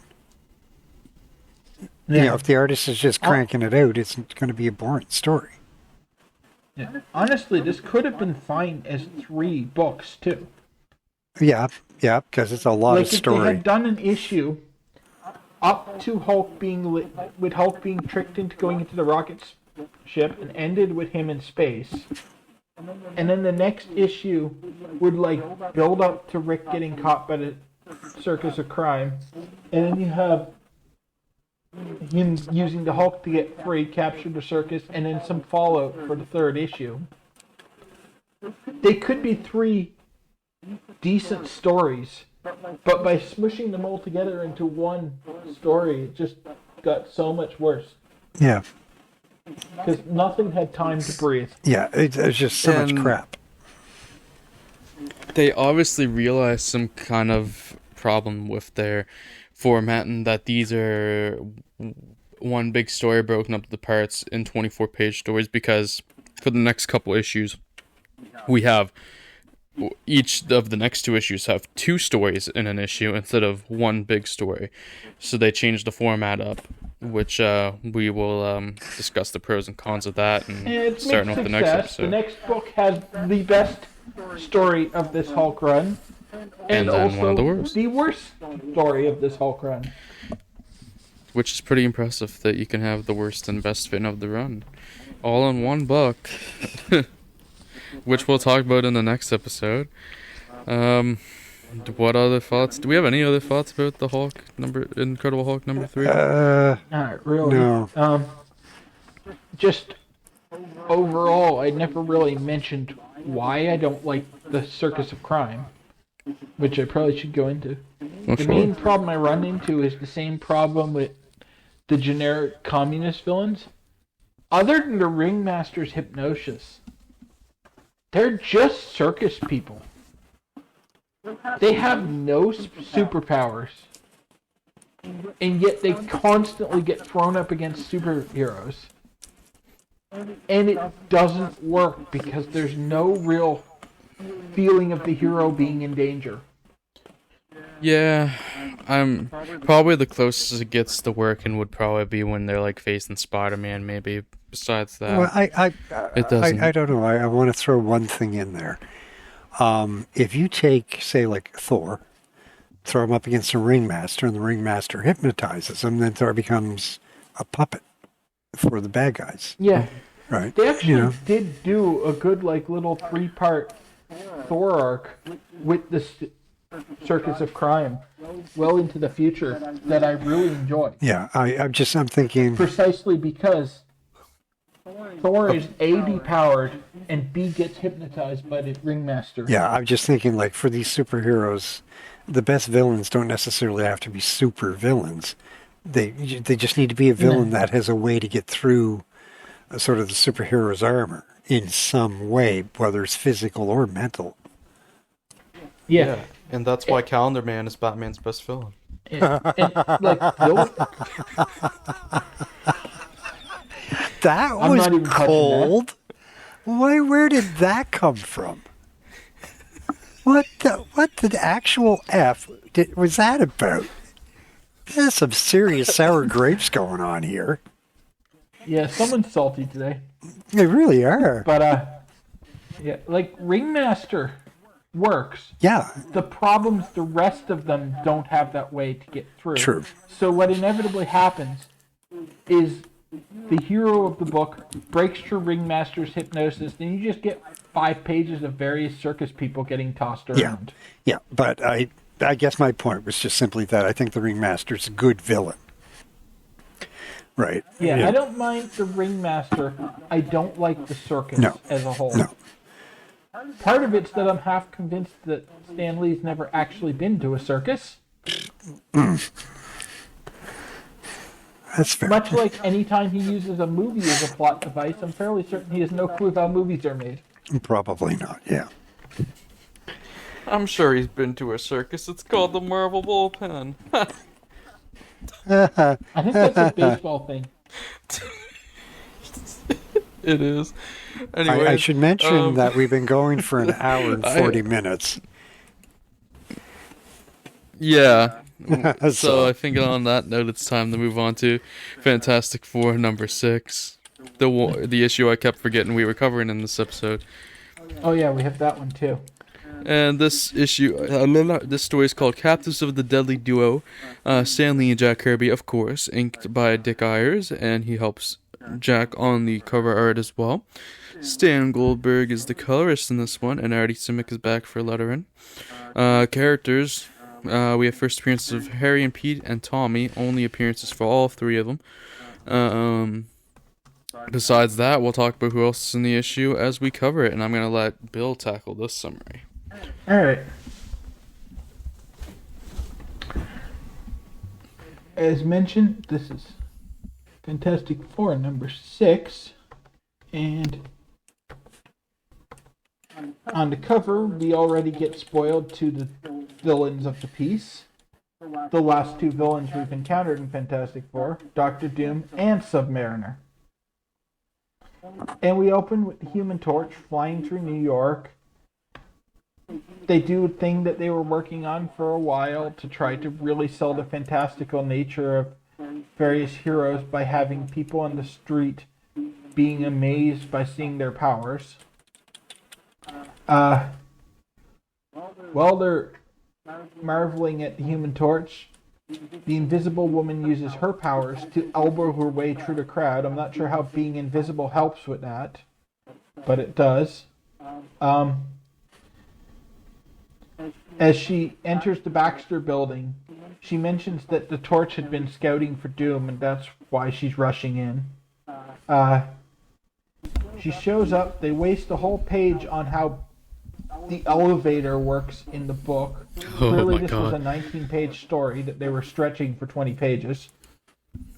But it's actually, like, I make fun of that, but it's actually not bad. They give, like, a cool little cutaway of the entire Fantastic Four section of the building and shows that they've at least tried to explain how they can have all this high-tech stuff and yet be in an office building in downtown New York without anyone noticing.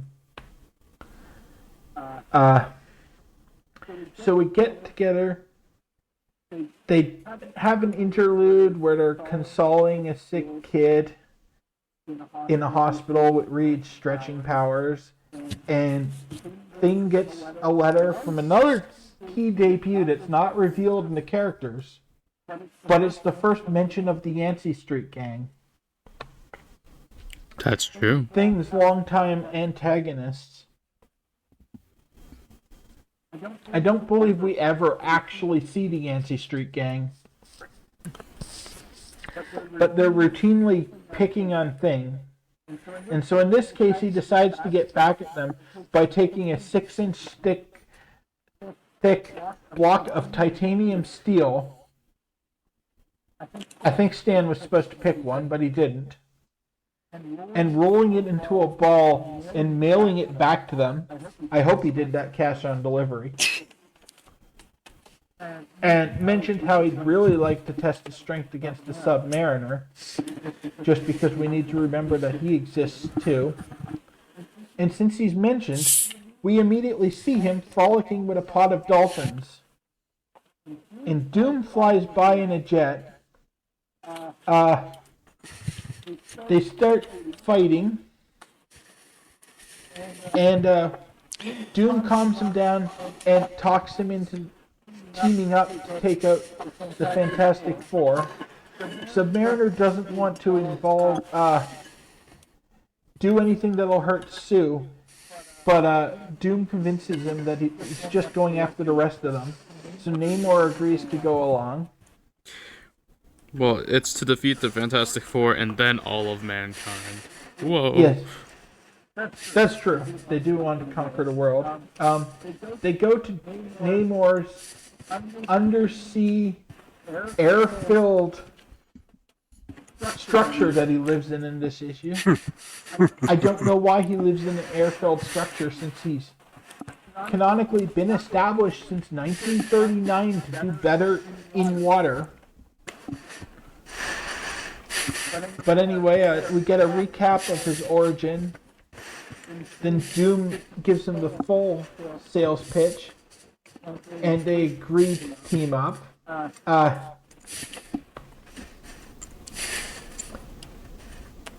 I'm just skimming past the whole section of nothing really happening. We're just getting recaps of everyone's powers.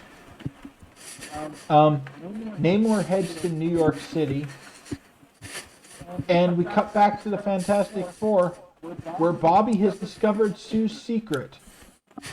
You're not Bobby. Why am I calling him Bobby? Johnny has discovered Sue's secret. Wrong element. I was gonna say that. Sue's secret happens to be a picture of Submariner. Because he's so dreamy. And Johnny, going in full Dick Little Brother mode, burns it. And then everyone gangs up on Sue about it, and she gets all upset. And just then Namor walks in, because he just flew through an open window they left in their publicly known headquarters. As you do. Yeah. Yes. They tried to threaten Namor, but he rather effectively shows them up. And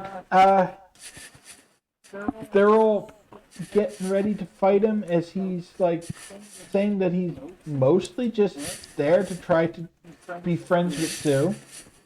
And then all of a sudden all the power goes out in their building. And everything starts moving, because the building is getting sucked up into the air by Dr. Doom. Because before Namor revealed himself to them, he had gone to the basement and placed a magnetic device in there so that Doom could pull them into space. However, Doom has betrayed Namor and started pulling the building while Namor was still in it. And we cut to Doom, who's like, who could doubt me? I always planned to betray Namor too. I'm not going to share power with anyone. And so they all rush and they get spacesuits on. Sue faints because she's a woman and can handle thin oxygen less well than the men. So they put her into a spacesuit first. And they all get into spacesuits. Johnny proves to be the genius of the group by opening the window and attempting to fly out on fire, despite the fact that he's in space where there is notably no oxygen to burn. And so Reed has to stretch out and pull him back into the window. So they get the idea that instead Ben's going to hold Reed's feet, and Reed's going to stretch up to Doom's plane, and he just about gets there, and he's about to grab the tail fins, and Doom turns on the rocket engines and burns his hands. And so they bandage up Reed. Ben wants to deal with this by killing the Submariner again. And then Doom comes onto the radio and informs them that he's about to launch them into the sun. Fortunately, they have a random room full of water, just happens to be in the building. So they let Namor go swim in that, and that gives him enough power that he goes out and leaps from meteorite to meteorite through a random meteor storm that they happen to be flying through, until he lands on Doom's plane. And he forces his way into the plane, eventually starts destroying stuff. It turns out Doom's getting ready to just activate some device that'll get rid of him and send the rest of the building spiraling into the sun. But fortunately, Namor has the never mentioned before and never mentioned again ability to absorb electricity like an electric eel, and he's used it to electrify the walls and floor of the building. Shocking. So he shocks Doom, and Doom takes an escape hatch out of the bottom of the plane and grabs onto a passing meteor and zooms off into space to never be seen again. Wow. Namor uses the plane to return the building, and then takes the magnetic thing out of their building, and Namor activates the homing signal on it and takes Doom's plane, crashes it into the ocean, and then fucks off back to Atlantis, and that's the end of the story. Yeah. So, 4 this, stars. yeah, I This get. is really, really good. It sounds stupid when you just hear it told, but it's really good. Yeah, Bill gave it 4. I gave this one 3 personally. It was quite good. It wasn't great or anything, but it was really good read. This is the first example of there would actually be multiple, but first example of Namor using taking the ability of some kind of underwater creature and using it. And he doesn't like use the same one again, but he does do it with different kinds. I think he uses a pufferfish at one point. He does. He uses a pufferfish after he uses a never one in a future issue here.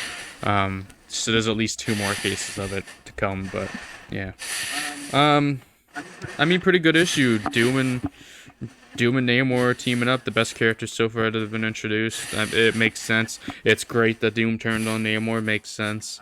Yeah, they're both fully on character, with Namor not really being fully a villain, and Doom always planning to have betrayed anyone that helped him. Stan's really putting he uses Namor quite a lot in these early issues, and it's so far it's been really good. I think it's the next appearance of his that I don't love as much, but these characters have been used well so far. So besides that, I mean, that's really about it.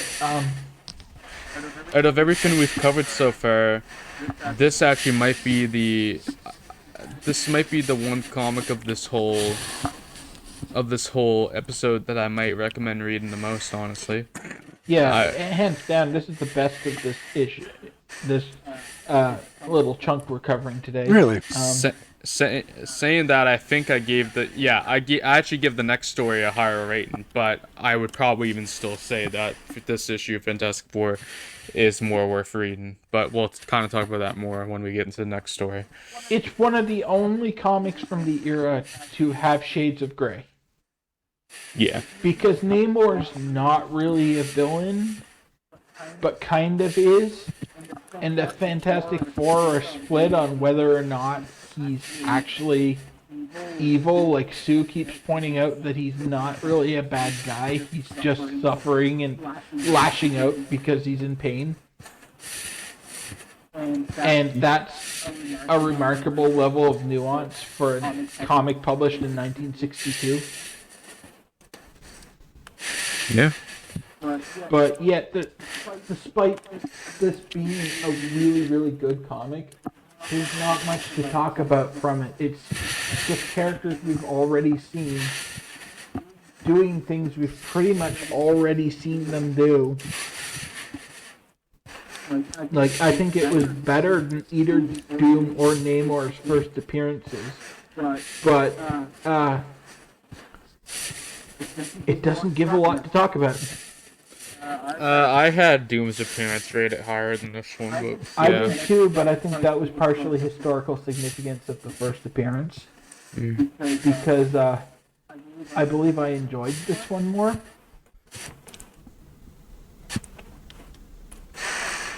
Yeah. I have literally nothing to add to this, other than Johnny Flameboy seems like the Wile E. Coyote of the bunch.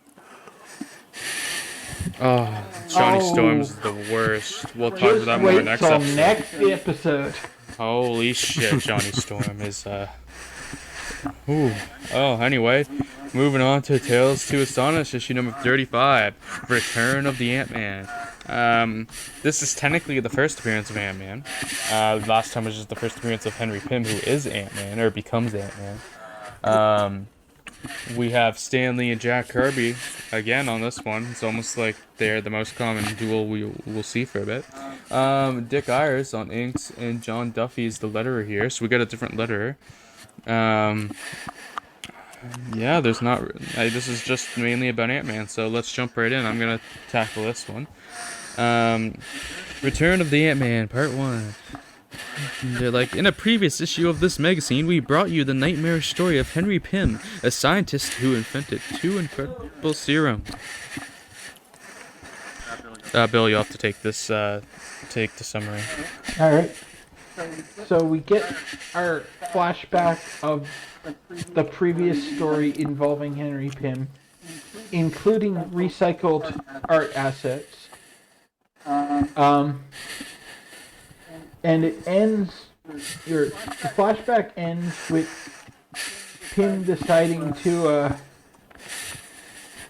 destroy the serums, except we learned that immediately after destroying them, he thought about it a little bit and was like, you know what, maybe I shouldn't. And made them again and stuck them in a safe. Nothing wrong ever happened when you do that. Study ants. Sorry. That's right. And they give us some useful ant facts. But the gist of the studies is that Henry has learned how to communicate with ants and has designed himself a costume to wear while talking to the ants. So that they can't sting or bite him. Proving that Stan doesn't know how ant anatomy works because ants don't have stingers.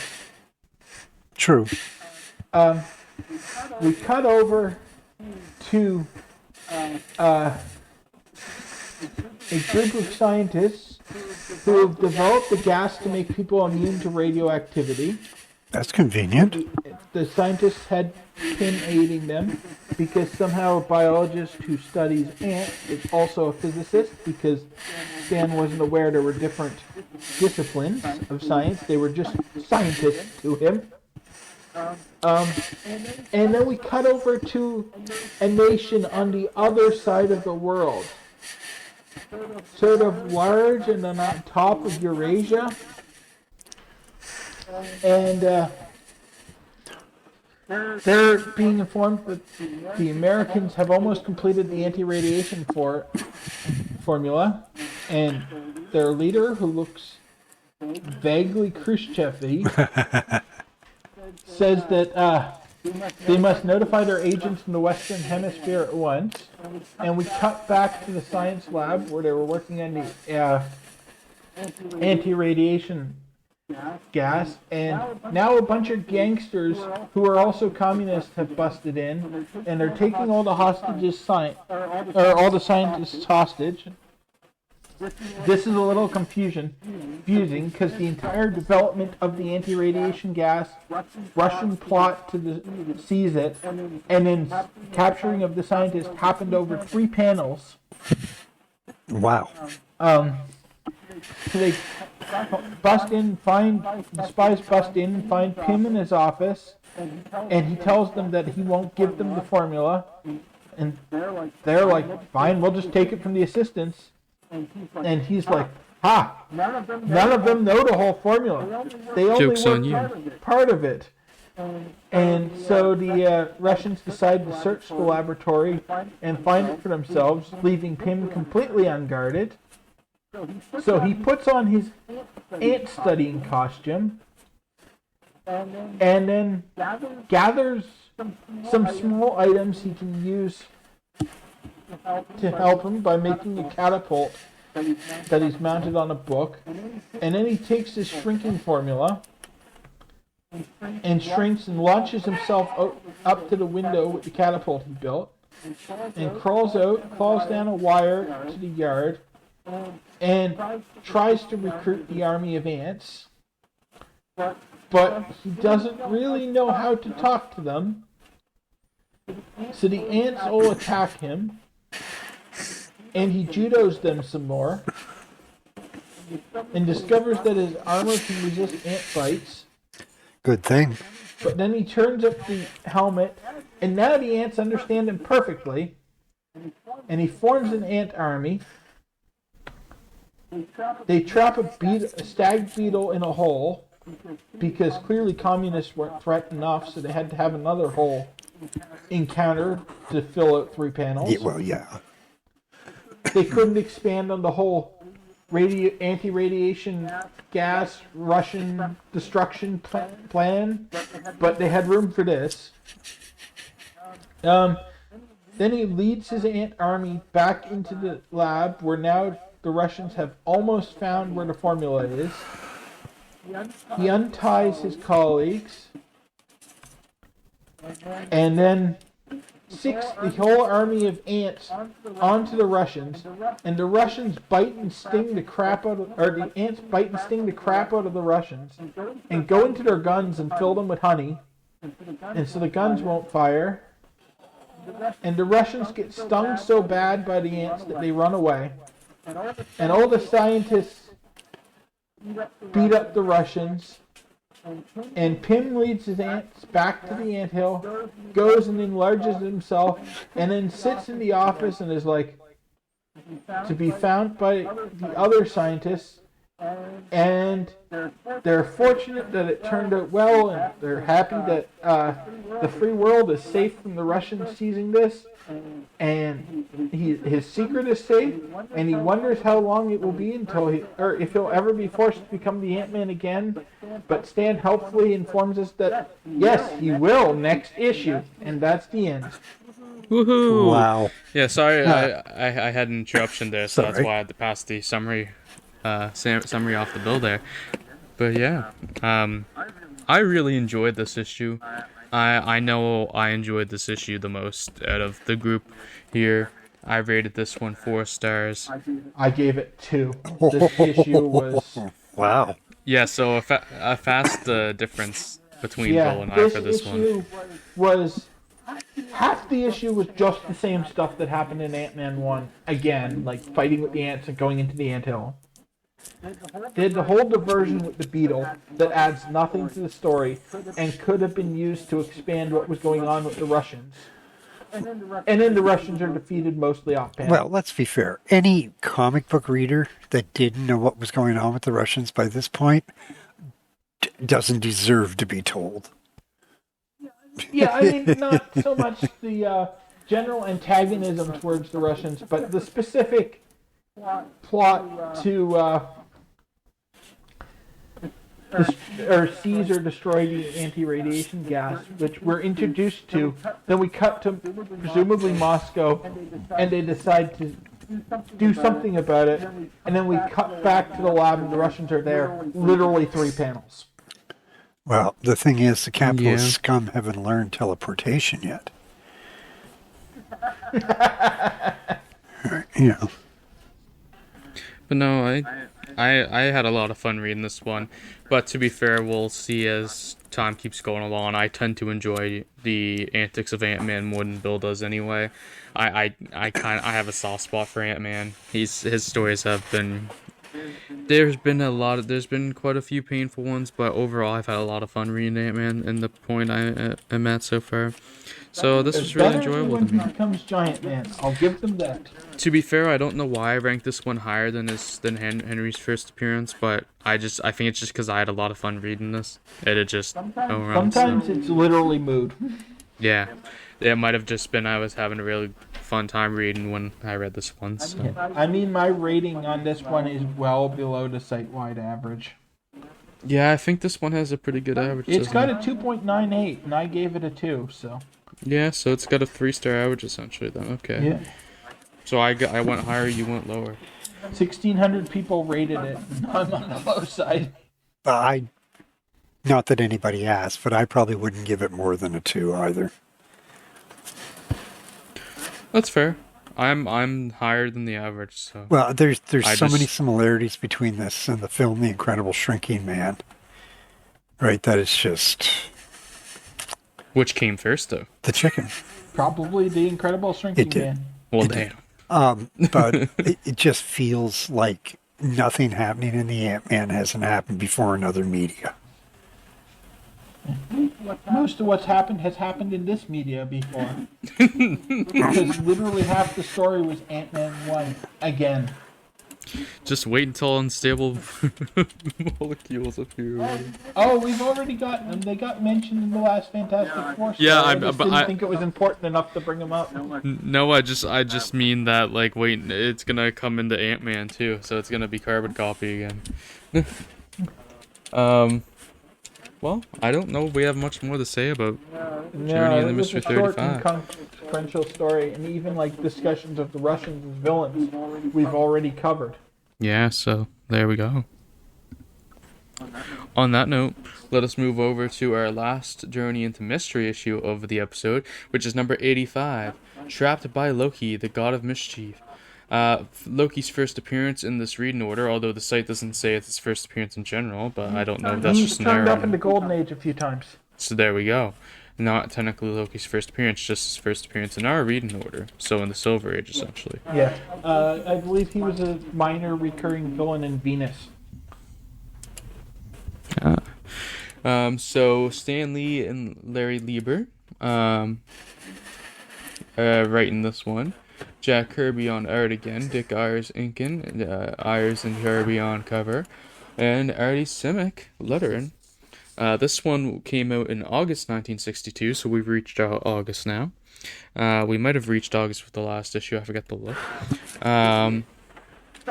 Some of the stories are starting to carry over from issue to issue, so it's getting a little less cut and dried on like straight month divisions. Oh yeah. Heimdall has a first appearance in this one. Odin gets a cameo. Tyr gets a cameo for Seth's first appearance, and same with Balder. So we're starting to expand on the pantheon of gods, of Asgardian gods in this one, which is fun. So let us jump into it, if I can get back to my first page here. So we open up with Thor the Mighty standing on top of a billboard, looking to battle it out with Loki, who is, he's got a beautiful costume here. Very brown heavy on his top half and his hands, and then there's some light yellow streaks through this midsection, then the rest of it's all green. His boots are brown too, I guess, so it's a very interesting color combo here. We go beyond our segment of time and space where Asgard exists, the citadel of the Norse gods, which is connected to Earth by a rainbow bridge called the coloring Bifrost. so much on mine. All that brown you're complaining about is the traditional yellow in mine. Is it? Wow. Yeah, it's very brown here. It's an interesting color combo. Are Thor's boots brown too? Because it might just be a muddy scan. Thor's boots are yellow. Okay, then it is bad coloring. They must have patched that for mine because I've got the recolored issue. So in a remote part of Asgard, there stands a tree in which is imprisoned Loki, the god of mischief. And he thinks about how ages ago the gods condemned him to be trapped within the tree, and here he's destined to remain until my plight causes someone to shed a tear. So someone has to shed a tear about Loki for him to be freed. And no one had... ages ago would be about 18 years since, as I mentioned, he turned up in Venus multiple times, and that was about, not even 18 years, because that was about 1948. So more like 12, 15 years is his definition of ages. I mean, it's a long time to be a tree, but not the ages he's selling. Loki thinks about how no inhabitant of Asgard will weep for him, for he is hated by all. For centuries he's been imposing his will upon the tree and can control it now. And he's like, oh, there's Heimdall, the warrior of Bifrost approaches. And Loki makes, since he's become the master of the tree, he makes a leaf break off and fall down upon the eye of Heimdall, which makes him cry, and Loki has succeeded and has escaped from the tree, just like that. And now, by his cunning wit, he's free, and he's free to cause mischief, create discord, and to seek revenge against the one responsible for his capture, Thor, the Thunder God. So, fuck you, Venus continuity. So, that was just one page, by the way, that I just went through. Wow. A lot happened there. Crazy. Thor has not been in Asgard for ages, Loki says, but he knows how to find him. He shall find him through his hammer. The images appear, and he can see the Uru hammer, and he sees the mighty thunder god in a hospital entertaining children. He always did have a soft spot towards all except me. Get the fuck you Venus continuity. This is fuck you Thor continuity. Yeah. All of a sudden, Thor is now actually Thor.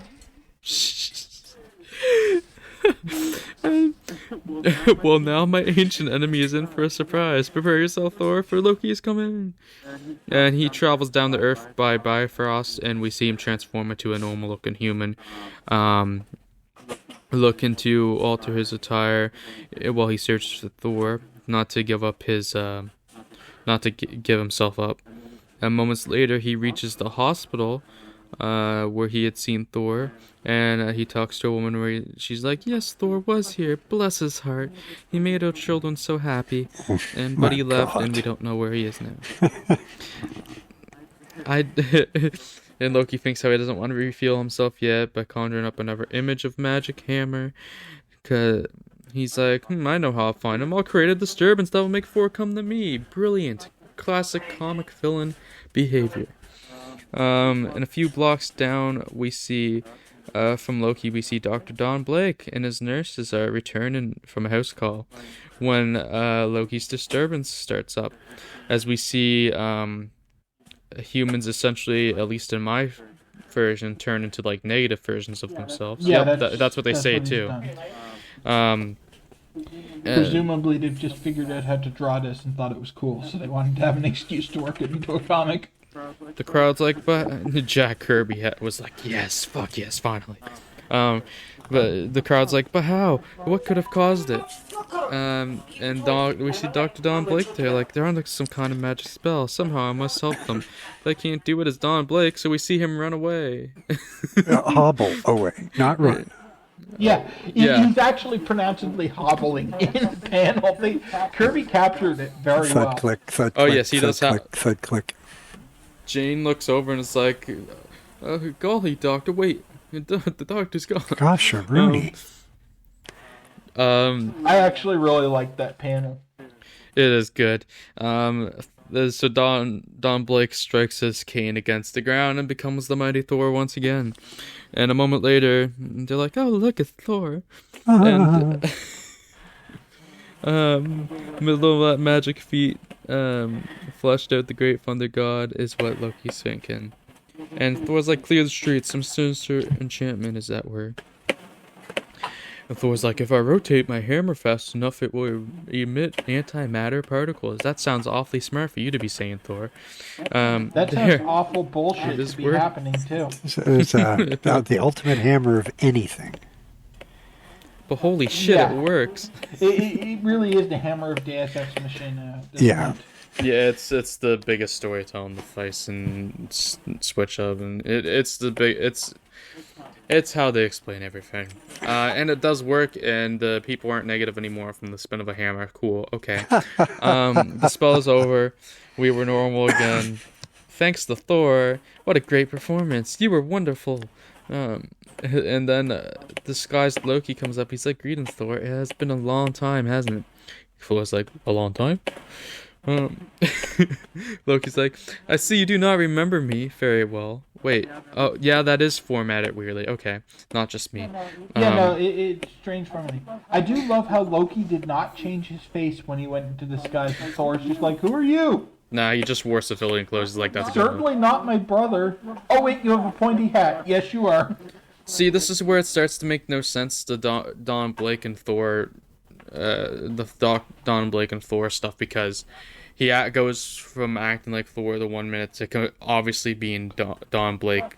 Well, at this point, I think they've switched it to the fact that because there's only ever been one personality, and originally it was always Donald Blake, and with this issue, they've just switched it so he's just always Thor.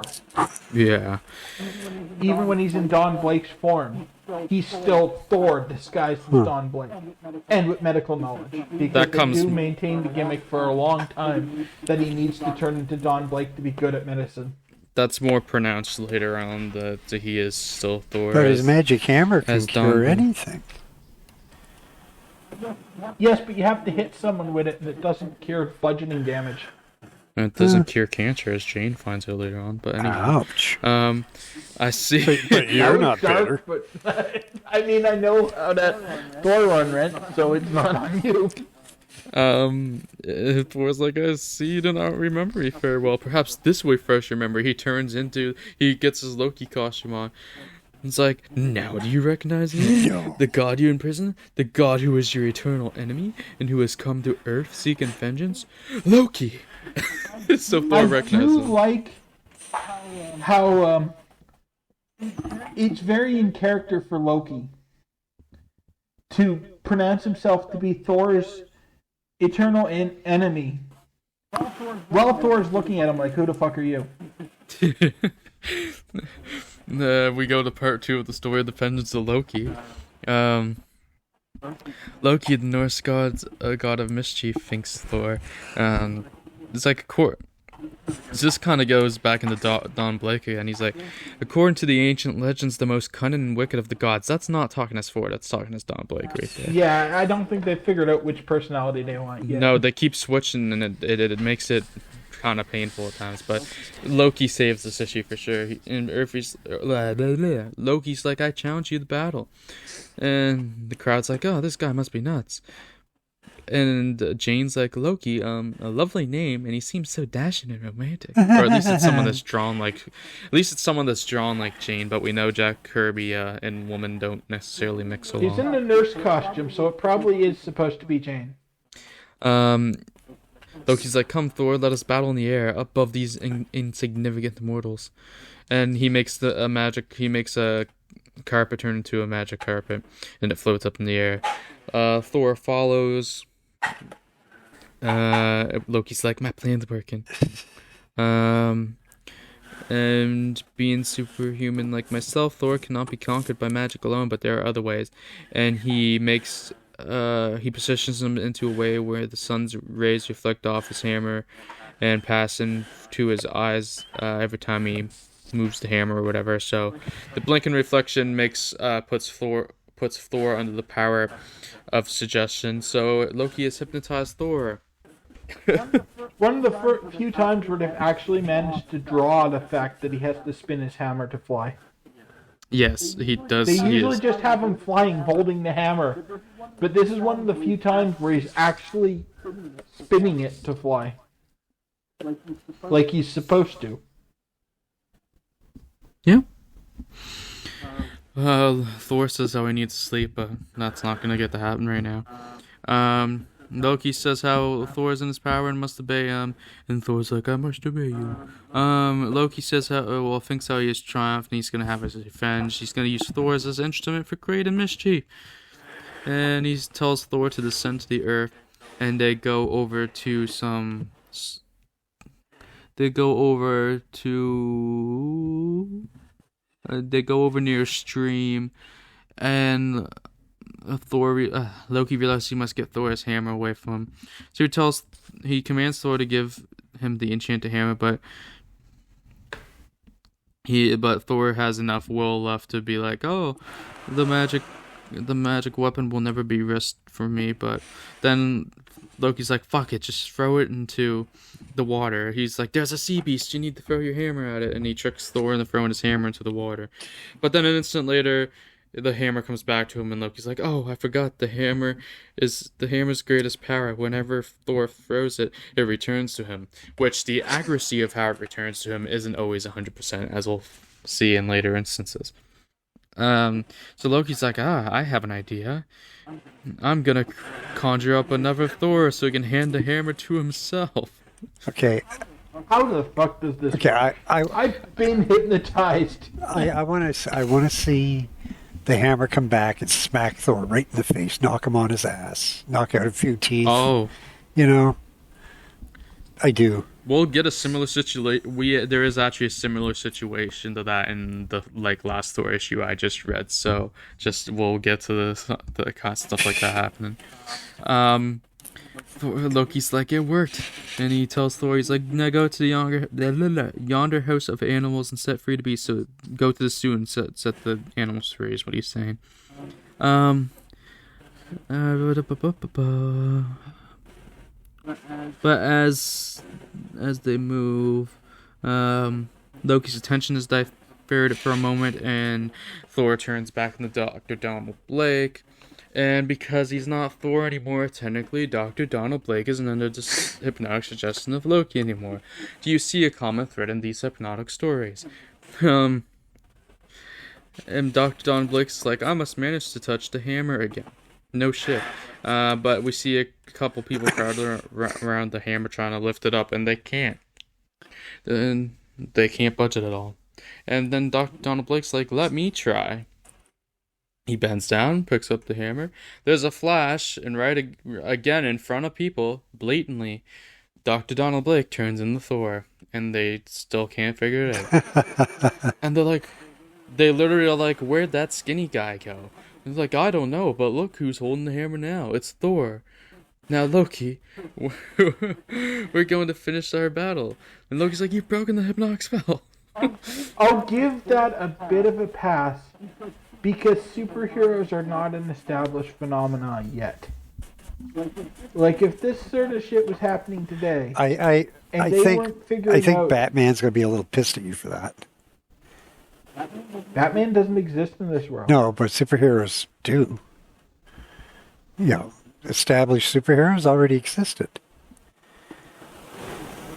Not in the Marvel universe. Oh, I'm sorry. We're in the infancy of the Marvel superheroes. Even most of the quote superheroes from the 40s were just people wearing costumes. You didn't have many people with actual powers in Marvel, so it's plausible for these people to not think that Don is transforming when he grabs the hammer. It must be a different person because he's so much bigger. Because even the original Human Torch is an android, so... Yeah, and that was 20 years ago and rarely active in New York. It makes sense for these kids to not realize that Thor and Don Blake are the same person just because it's not like modern Marvel universe where there's a superhero on every street corner, so they wouldn't be thinking that way. It's not something they'd be used to. Yeah. So Loki goes to flee, and we're using his magic, he gets all the pigeons that are around him together, and he stands on top of the pigeons as they're flying away. And I love that they let Loki just be absolutely batshit in this issue. I'm just gonna ride a swarm of pigeons. Thor's like, clever trick, but it will do him no good, and we see him hurl his hammer to fly. Loki's like, I must take land. And he says, be gone, pigeons. While stepping off a pigeon. I have to call attention to the fact that he is visibly stepping off the back of a pigeon. Yes, a singular pigeon. As another one's flying away. Anyone listening should note that no pigeons were harmed in the making of this comic book. Too many people. Thor points out there's too many people around him now to swing his hammer. And Loki's like on a stage like, yeah, Thor, here I am. Come and get me if you dare. Thor's hammer causes cancer. He's like a teenager. Sorry. I mean, Sorry. we'll see in a little bit how much they start throwing around asbestos. I don't think they worry too much about that. Hammer or no hammer, my strength is still the greatest of all the gods. But once again, Loki uses his crafty talent to best the god of thunder. He makes the curtain from the fall from the supports on the Thor and holds him down. But Thor uses his never discussed before magical breath to whoosh the curtain off him. The fantastic battles later is resumed in a few moments as Thor chases after Loki into the subway. Loki first. I forgot about this part. That's hilarious. Loki pushes people onto the train tracks to distract Thor, and he's like, I knew your soft heart would stop to help the useless humans.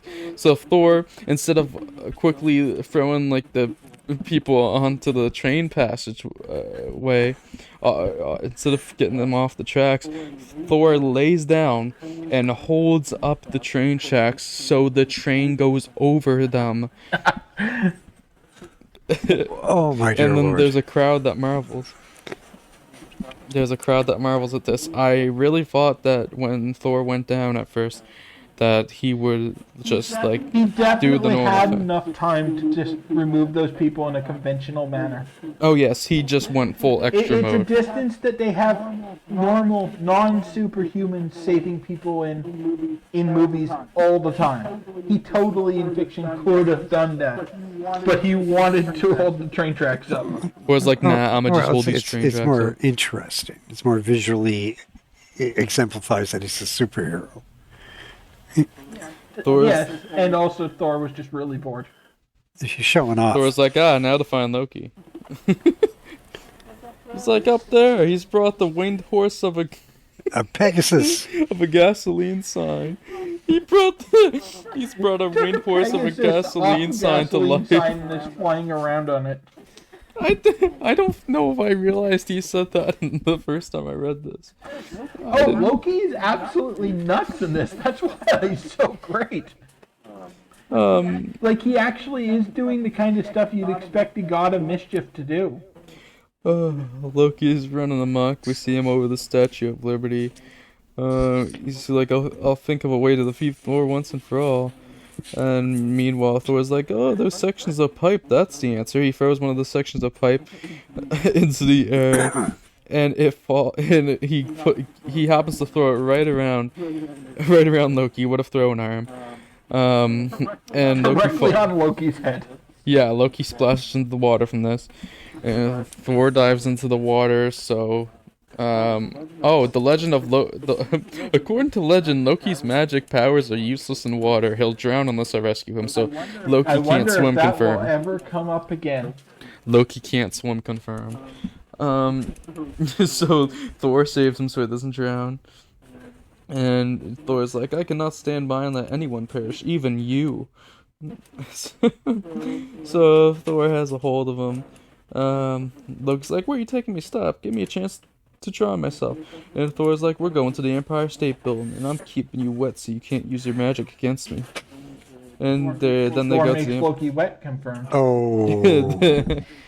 they go to the Empire State Building, and Loki's like, why have you tied me to your hammer? No, stop, don't.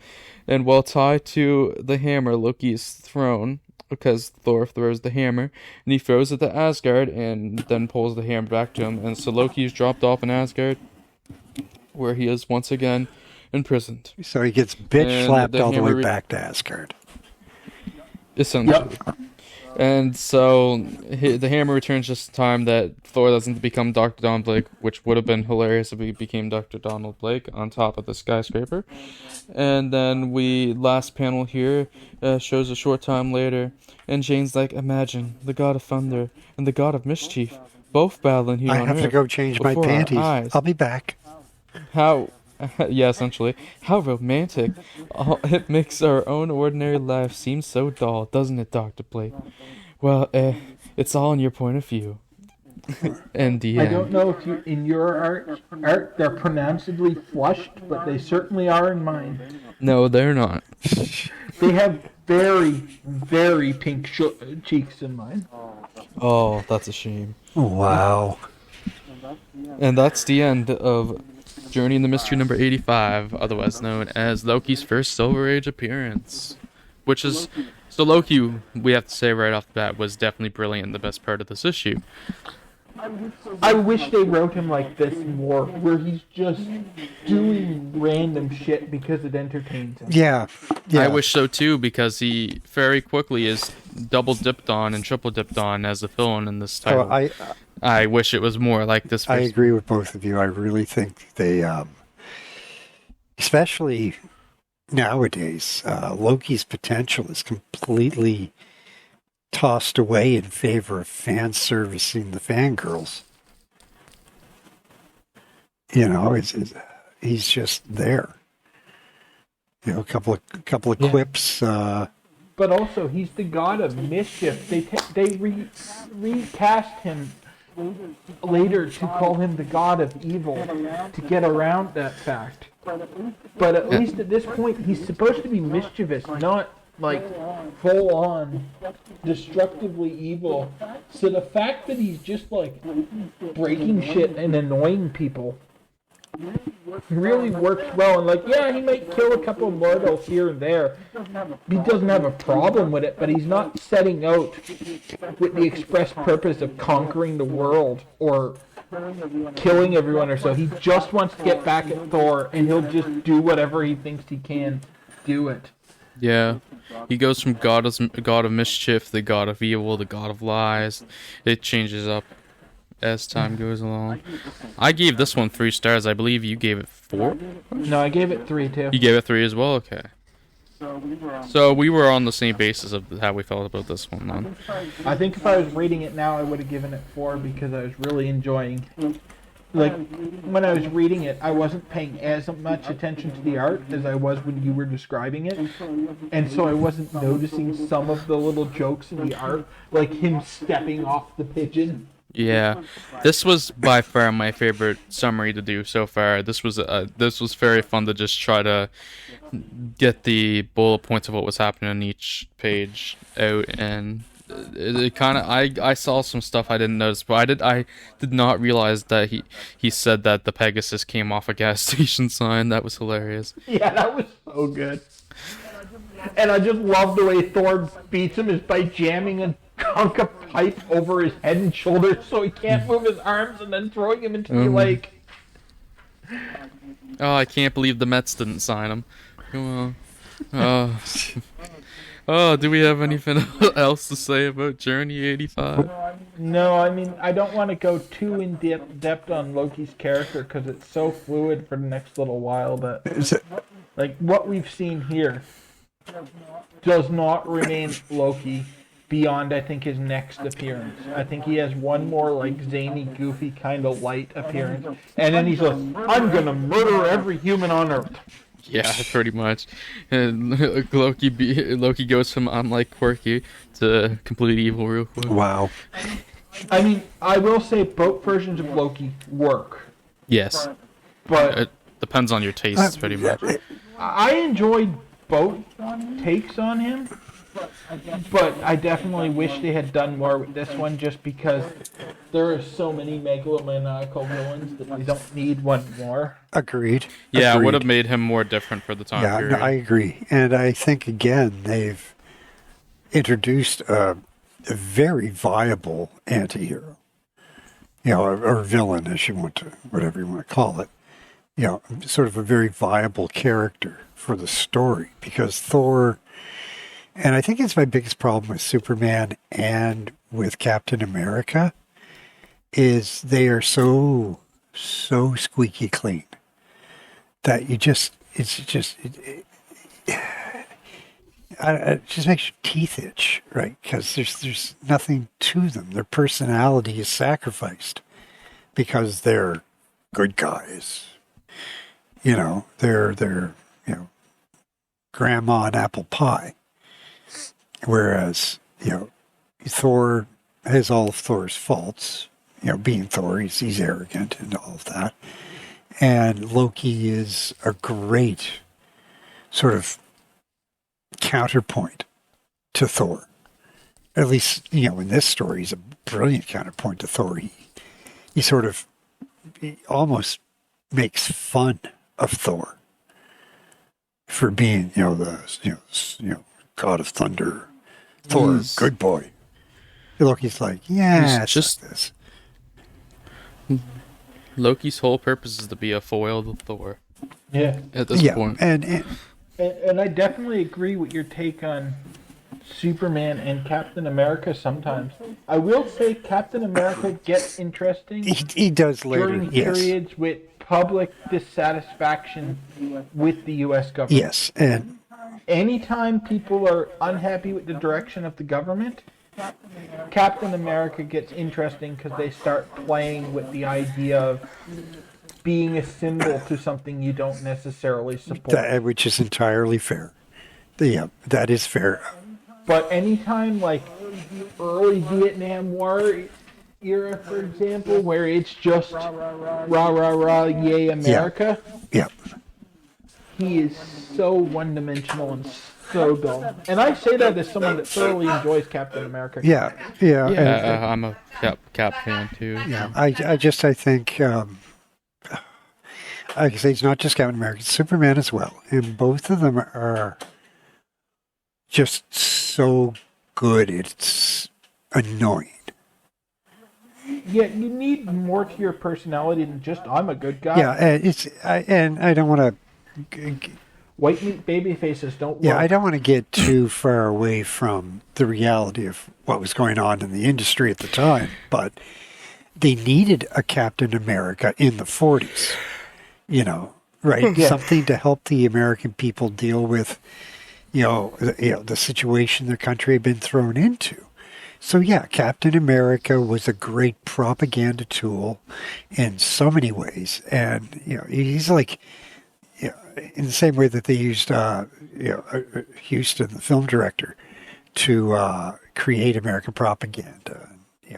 Unite the country. Captain America is something great for the kids to cheer on, and all these things. And Superman was the same way. It was something, for everybody to cheer on. He was this wonderful, clean-cut, nice guy who would rescue kittens from trees and catch airplanes before they hit the ground, and all of these things. In their time, they were great, but the fact that they both continue on to this day, even with both comic companies' attempts to make more to them and give them more backstory and make them a little more identifiable to people, they're still just so squeaky clean, starchy. Right? They don't feel proactive, I think is what you're trying to say. Because, anytime they try to add drama in one of their lives, it's stuff happening to them, not stuff happening because of them. Exactly. And it's just something they tried to actually address in the Batman versus Superman film, where Superman has the fight with the bad guy and half the city's fucking destroyed, and Batman's pissed. People died because of Superman. Now, nobody addresses the fact that Batman should technically be smart enough to go, well, a lot more people would have died if he hadn't, done what he did. But, again, DC never really put a whole lot of thought into writing a sensible script for a film. I don't know what the hell they were thinking. But anyway, my point is more that just I like Thor because Thor has faults. So you have dimensions there, and it gives a writer somewhere to go sometimes. I like the Hulk because the Hulk is, like you said, Dr. Jekyll, Mr. Hyde. He's not necessarily controllable. He's as great a threat to the people he's supposed to protect as he is, to the people he's trying to stop. They're things like that make the character worth watching. But you have other superheroes that just are so good. There's so much to them. And then there's, I don't understand why, but there's these squeaky clean, cookie cutter superheroes that are just, okay, whatever. That has always been my biggest issue with Superman. Yeah, I've never been a big fan of Superman. I loved Batman growing up. I liked the Warlord. I liked Commandy and Alpha Flight. The Legion of Superheroes.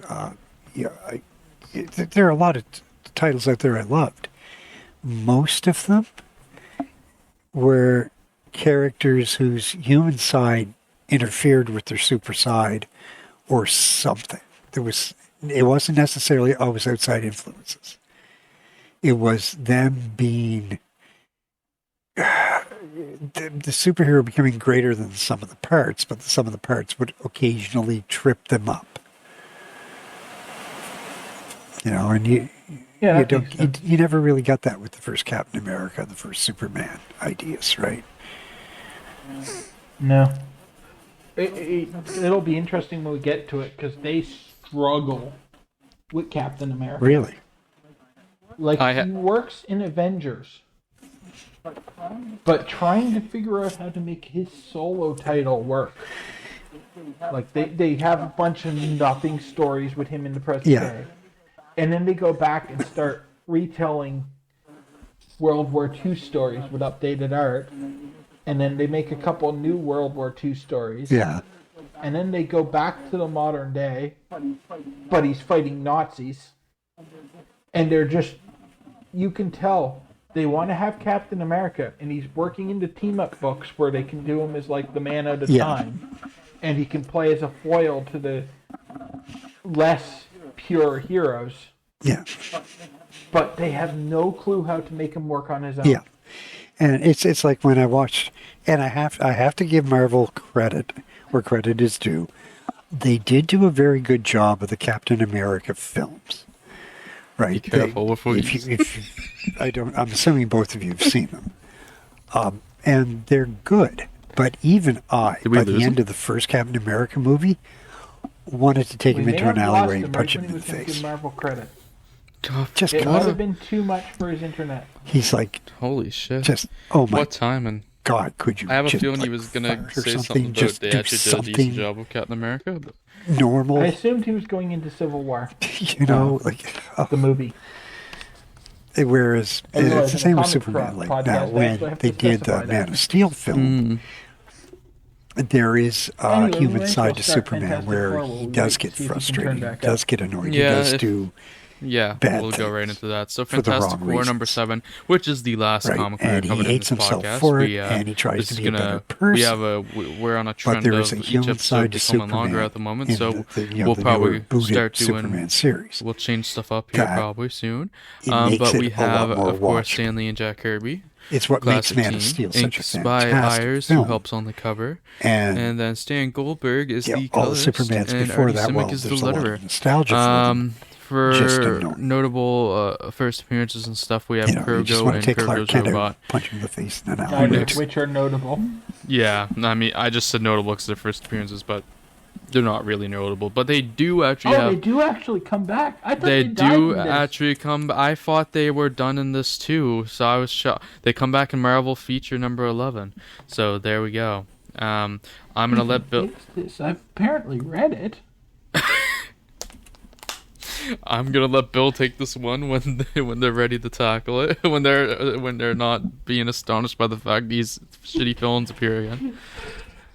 I've apparently read that comic, but I have no memory of it whatsoever. So I will be surprised when we eventually get there with the podcast and I read it again.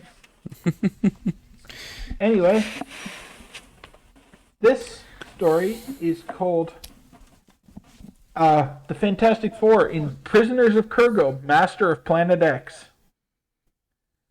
And we open with some weird moon-headed alien watching the Fantastic Four on TV. And he's ranting about how all the people on Planet X are the Earthlings' superiors because they are a far older race and far wiser. And how unfair it is that they'll survive while his people are going to die because a runaway asteroid is going to collide with their planet. And they only have 2 spaceships. And so they send...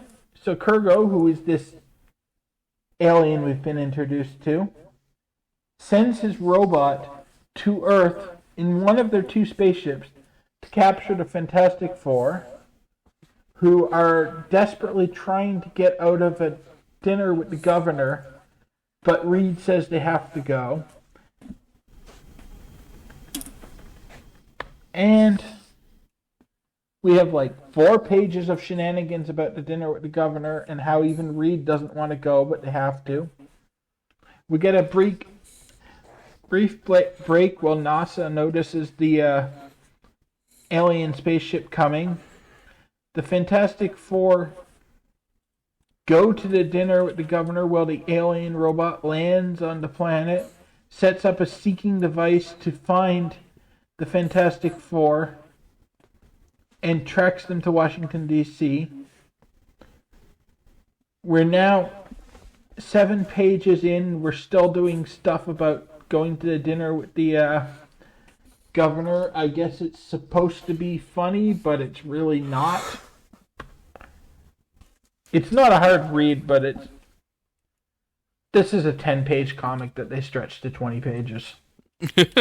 That's, I think, why I didn't necessarily like this one as much. Anyway, the robot sets up some sort of humming device that makes everyone hostile and angry. So they turn on the Fantastic Four and throw pies at them and then kick them out of the dinner and decide that they're going to drive them completely out of the country. So the Fantastic Four flee and head back to the Baxter building, using some of their superpowers to evade the army who now wants to kill them. There's a great scene of Ben climbing up from underground and getting hit by a bus. That is great. They head back to the Baxter building, but the alien spaceship starts following them. They try to lose it, and it doesn't work, so they're just like, fuck it, we're going home. And just land on the Baxter building. And so the alien spaceship lands. The robot gets out and tells them that it's traveled many light years to find them and bring them a message from Kurgo. He tells them that the people will continue. He's made the people hate them, and they will continue to hate them until they agree to help Kurgo. And the Fantastic Four look over the side of their building at the giant angry mob that's massing outside with the intention of lynching them. And so they flee and... they're going to stretch his neck. Yeah, it'll work on 3 of them. You're back too. Yeah, sorry, yeah, he's been back. He just hadn't said anything.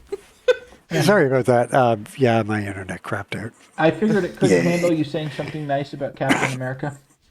You're right. It couldn't. That's exactly what happened.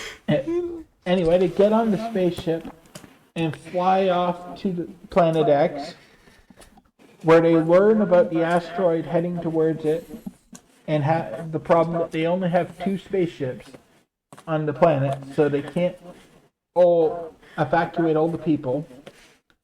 And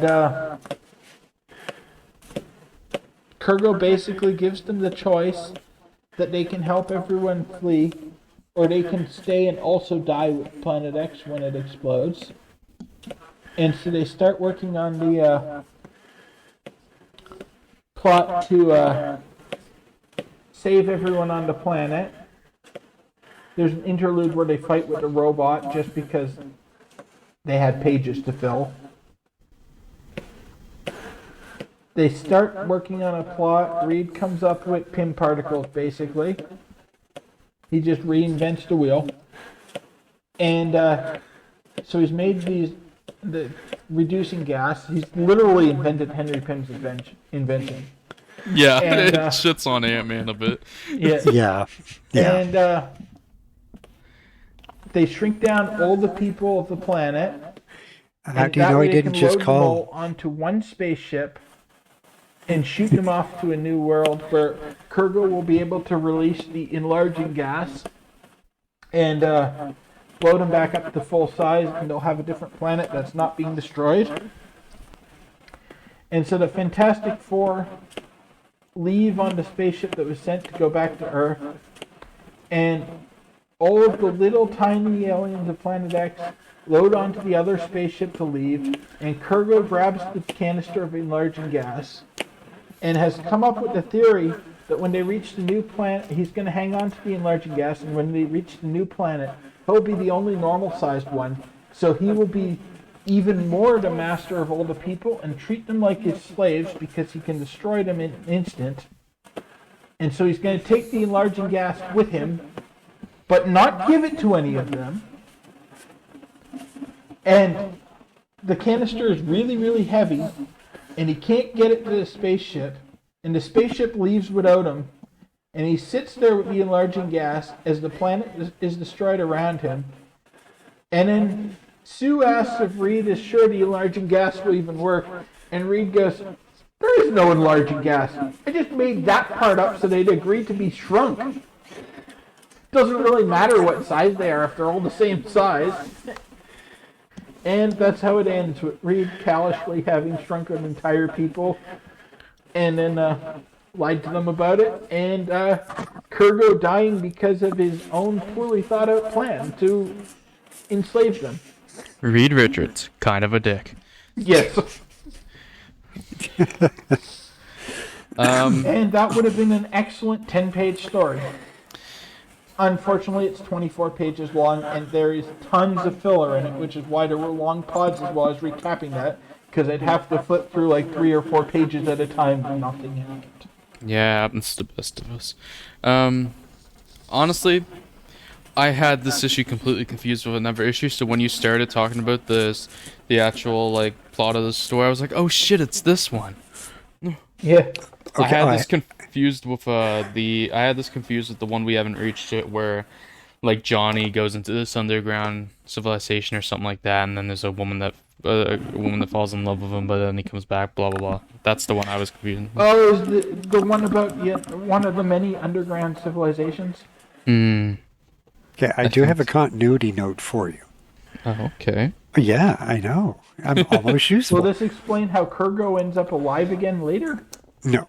Mr. Fantastic recreates Henry Pym's shrinking gas formula, like you said, using Kurgo's advanced scientific equipment.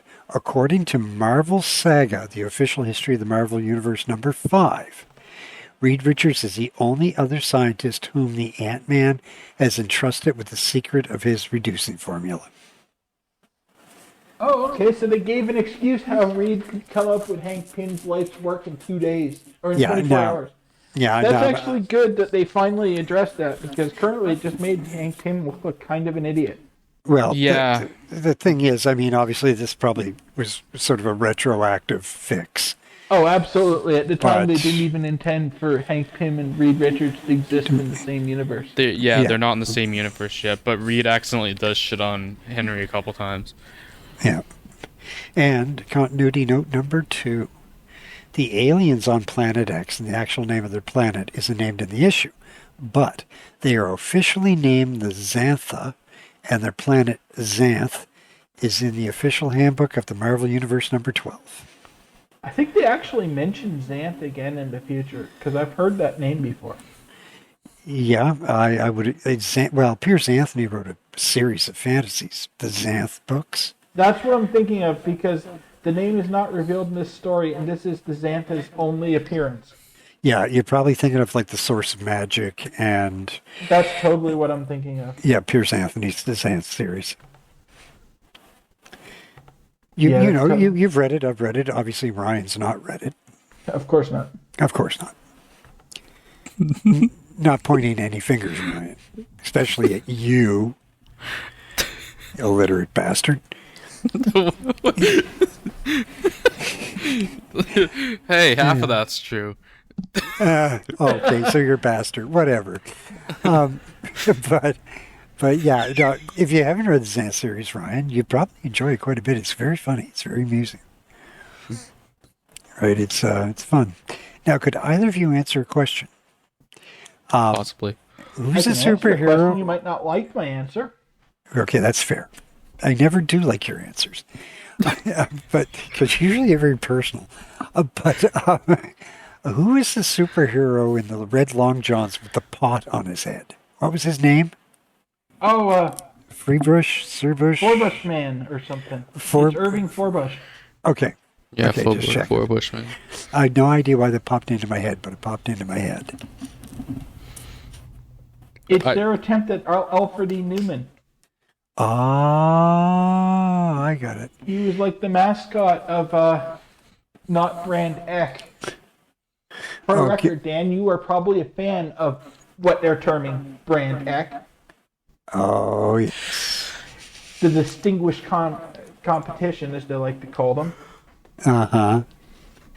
I'm sorry. We're talking about Marvel in the era of Howard the Duck, okay?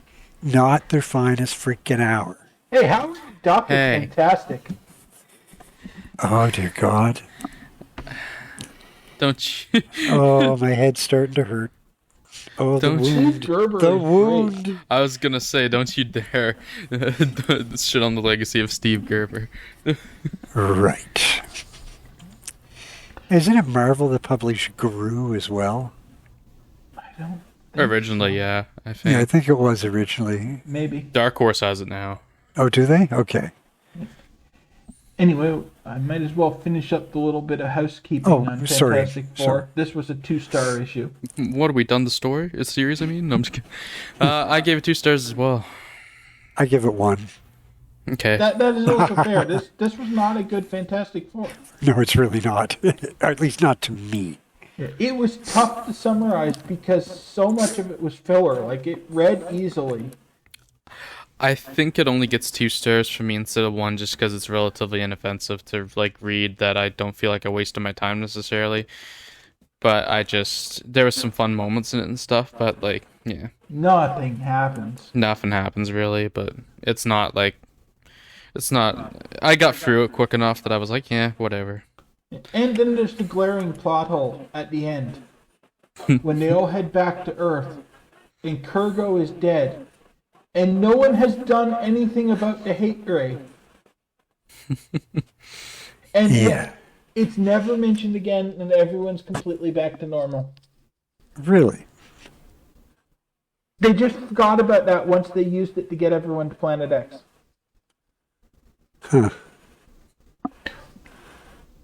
Well, do we have any other notes on Fantastic Four number 7 before we head into our ending stretch? Not really, no. This was an utterly inconsequential story. Yeah, we just ended on this issue so we could start the next issue on the next entry, so here we are. I mean, it reduced the amount of a damn squib the start of next episode is going to be. That was the point.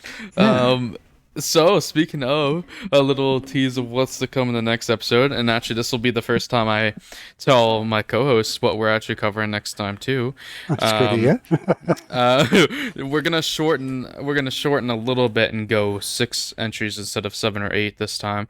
We're gonna open up with Strange Tales issue number 101, which is our first delve into the Human Torch solo stories. Oh my god, I can't wait.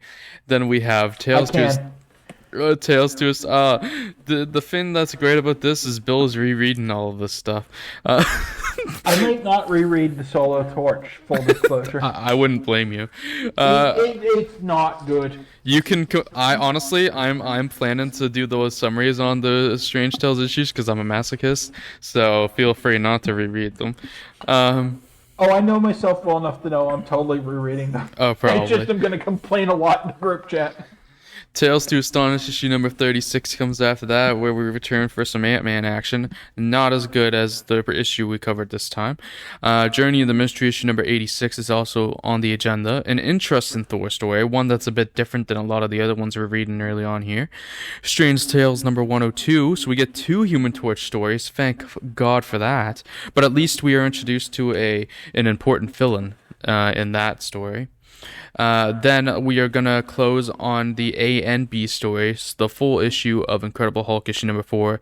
And I think my main reason we're ending on that is because I want to open on the issue after that. But also, ending on that, we probably won't want to continue after we talk about Incredible Hulk number 4. So, Let me be clear. Incredible Hulk A story is my favorite Hulk of this initial 6 issue run. yeah, but it's a shame we have to end on the B story. Yes, the B story is terrible. Yeah, so after that, we probably won't feel like in the mood for comics. No, Next, we wouldn't want to open with the B story in the next issue. So come back so we can talk about Mogul. Mongu, the gladiator from Outer Space. That's his name. Next issue is gonna be a lot of flipping from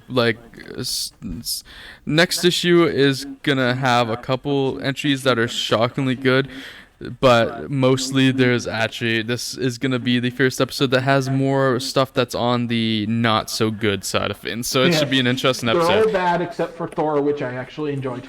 We are gonna have a lot of shit to talk about next time. I'm only here because It'll I'm be waiting fun. for them to get to the Marvel zombie. Yeah, that's the only reason I'm a part of this. So. You know, Oh, I know we'll get you'll there enjoy eventually. next issue, Dan, because Yeah. you'll get to do one of your favorite things. What, piss and moan about Spider-Man? No, not yet. Different Piss one and of your moan about favorite Star things. Wars? Laugh at our suffering. Oh, I do that all the time. There's a anyway. lot. Yeah, but there's a lot of us suffering with next episode's entry, so you should enjoy it. Other closing notes. I should have mentioned this at the start of the episode, but here we are at the end. So hopefully you've listened for the probably almost 3 hours now that we've gone. Is it? Yeah, just over. But Wow. I have launched Crazy.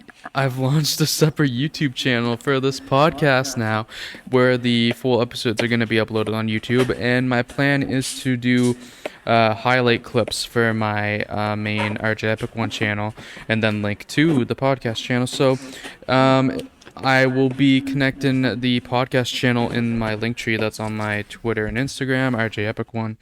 So go check those pages out and click my link tree, and go right to my Route 616 page for the full episodes of the podcast going forward. I am keeping the first 2 episodes up on my main channel just because there'll be little tasters, but going forward that channel will only get clips from now on. So yeah, And there if we go. anybody's actually listening to this, if it's in this universe or another, and you have questions of Ryan or Bill, and you want a straight answer, I'm sure they'd be happy to answer it. If you want an honest answer, come to me.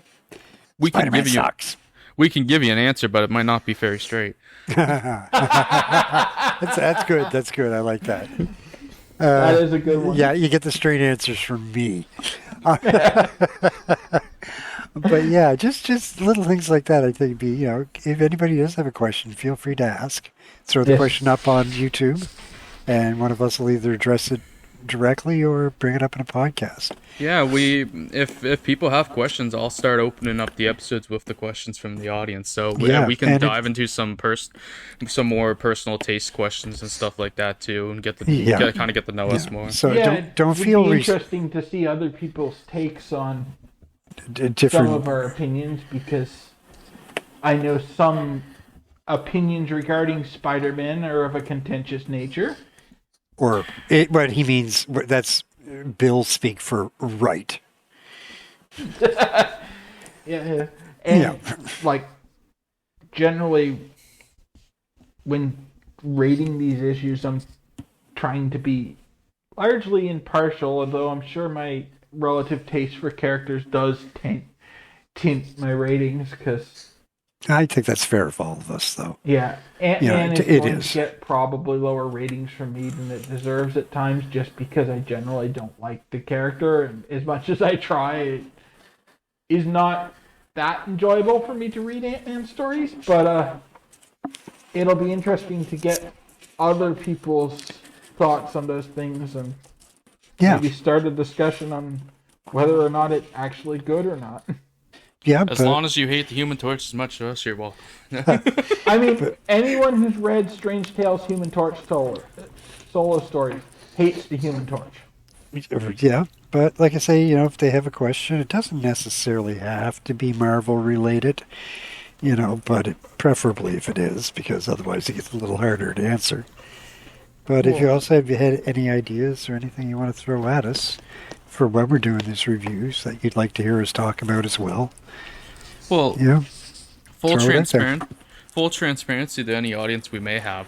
There are some brewing possible spin-offs of this podcast for other topics or other reading orders that might come out of this one day. So it might, if you're not like the biggest Marvel fan and don't care about the Marvel main continuity, there might be other stuff coming someday.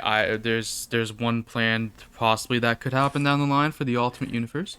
There is always the off chance that we delve into a DC one at some point, but for now we're sticking to Marvel 616. Yep. DC is difficult because It's it difficult. doesn't have a point like Marvel has, where there's a really obvious Start and end point. line between Exactly. Golden Age and Silver Age. Oh, yeah, you're absolutely right. It That's- is that's- Because absolute Marvel, you nightmare. can go. Fantastic Four #1 is pretty agreed upon to be the turning point, Yeah. Yeah. and it's really easy to pick out. And- DC, we're either wading through thousands of crap Golden Age comics that, frankly, our commentary on is not going to be entertaining because they're very cookie cutter, rinse and repeat type stories. Yeah, and let's be Or we're just arbitrarily picking a point in continuity. I mean, if we were to And do DC, we the would- point to start would probably be Crisis. Yeah, I was going to say because, and to be fair, Crisis on Infinite Earths did not solve DC's problems. It didn't even come close. I know they tried. Yeah. They did It's try. just an It was- it's like the known arbitrary point we could jump in. Yep. We'd be struggling a bit because we'd have a big chunk of introductions of characters that we had missed. Yeah. But Yeah, those introductions are all mixed into just the slop of Golden Age stuff that's out there. And I know because I'm trying to read all of DC too, and it's a lot. It would either be we'd have to start at a point like that, or we would only do like essential stuff. Like it was what we would have to, something like that. We'd have to figure out a way that we'd cut down on we'd cut down a ton of crap because they do have the like just essential comics order and blah blah blah. So I mean, it might happen one day, but there's a couple reasons that we're not doing a DC one right now. Yeah, even the essential order doesn't really solve the problem. Oh yeah. Because the characters are essential, not the stories. yeah. So it's every Golden Age Superman story, Oh, even the one where he plays football against an entire team. Oh, that sounds great. oh, it's bad. It's better than it sounds, but that doesn't mean it's good. Yeah. Anyway, on that note, or we'll spend another hour just babbling. Yes. Yes, let us get out of here. This has been fun. We keep going longer than planned. So go subscribe to the Route 616 YouTube channel. We are on Apple Podcasts, Spotify, Google Podcasts, basically all the big ones. So go check us out. And we hope you enjoyed this episode. And we will see you all later. And peace out. Bye. Have a good one. Bye-bye.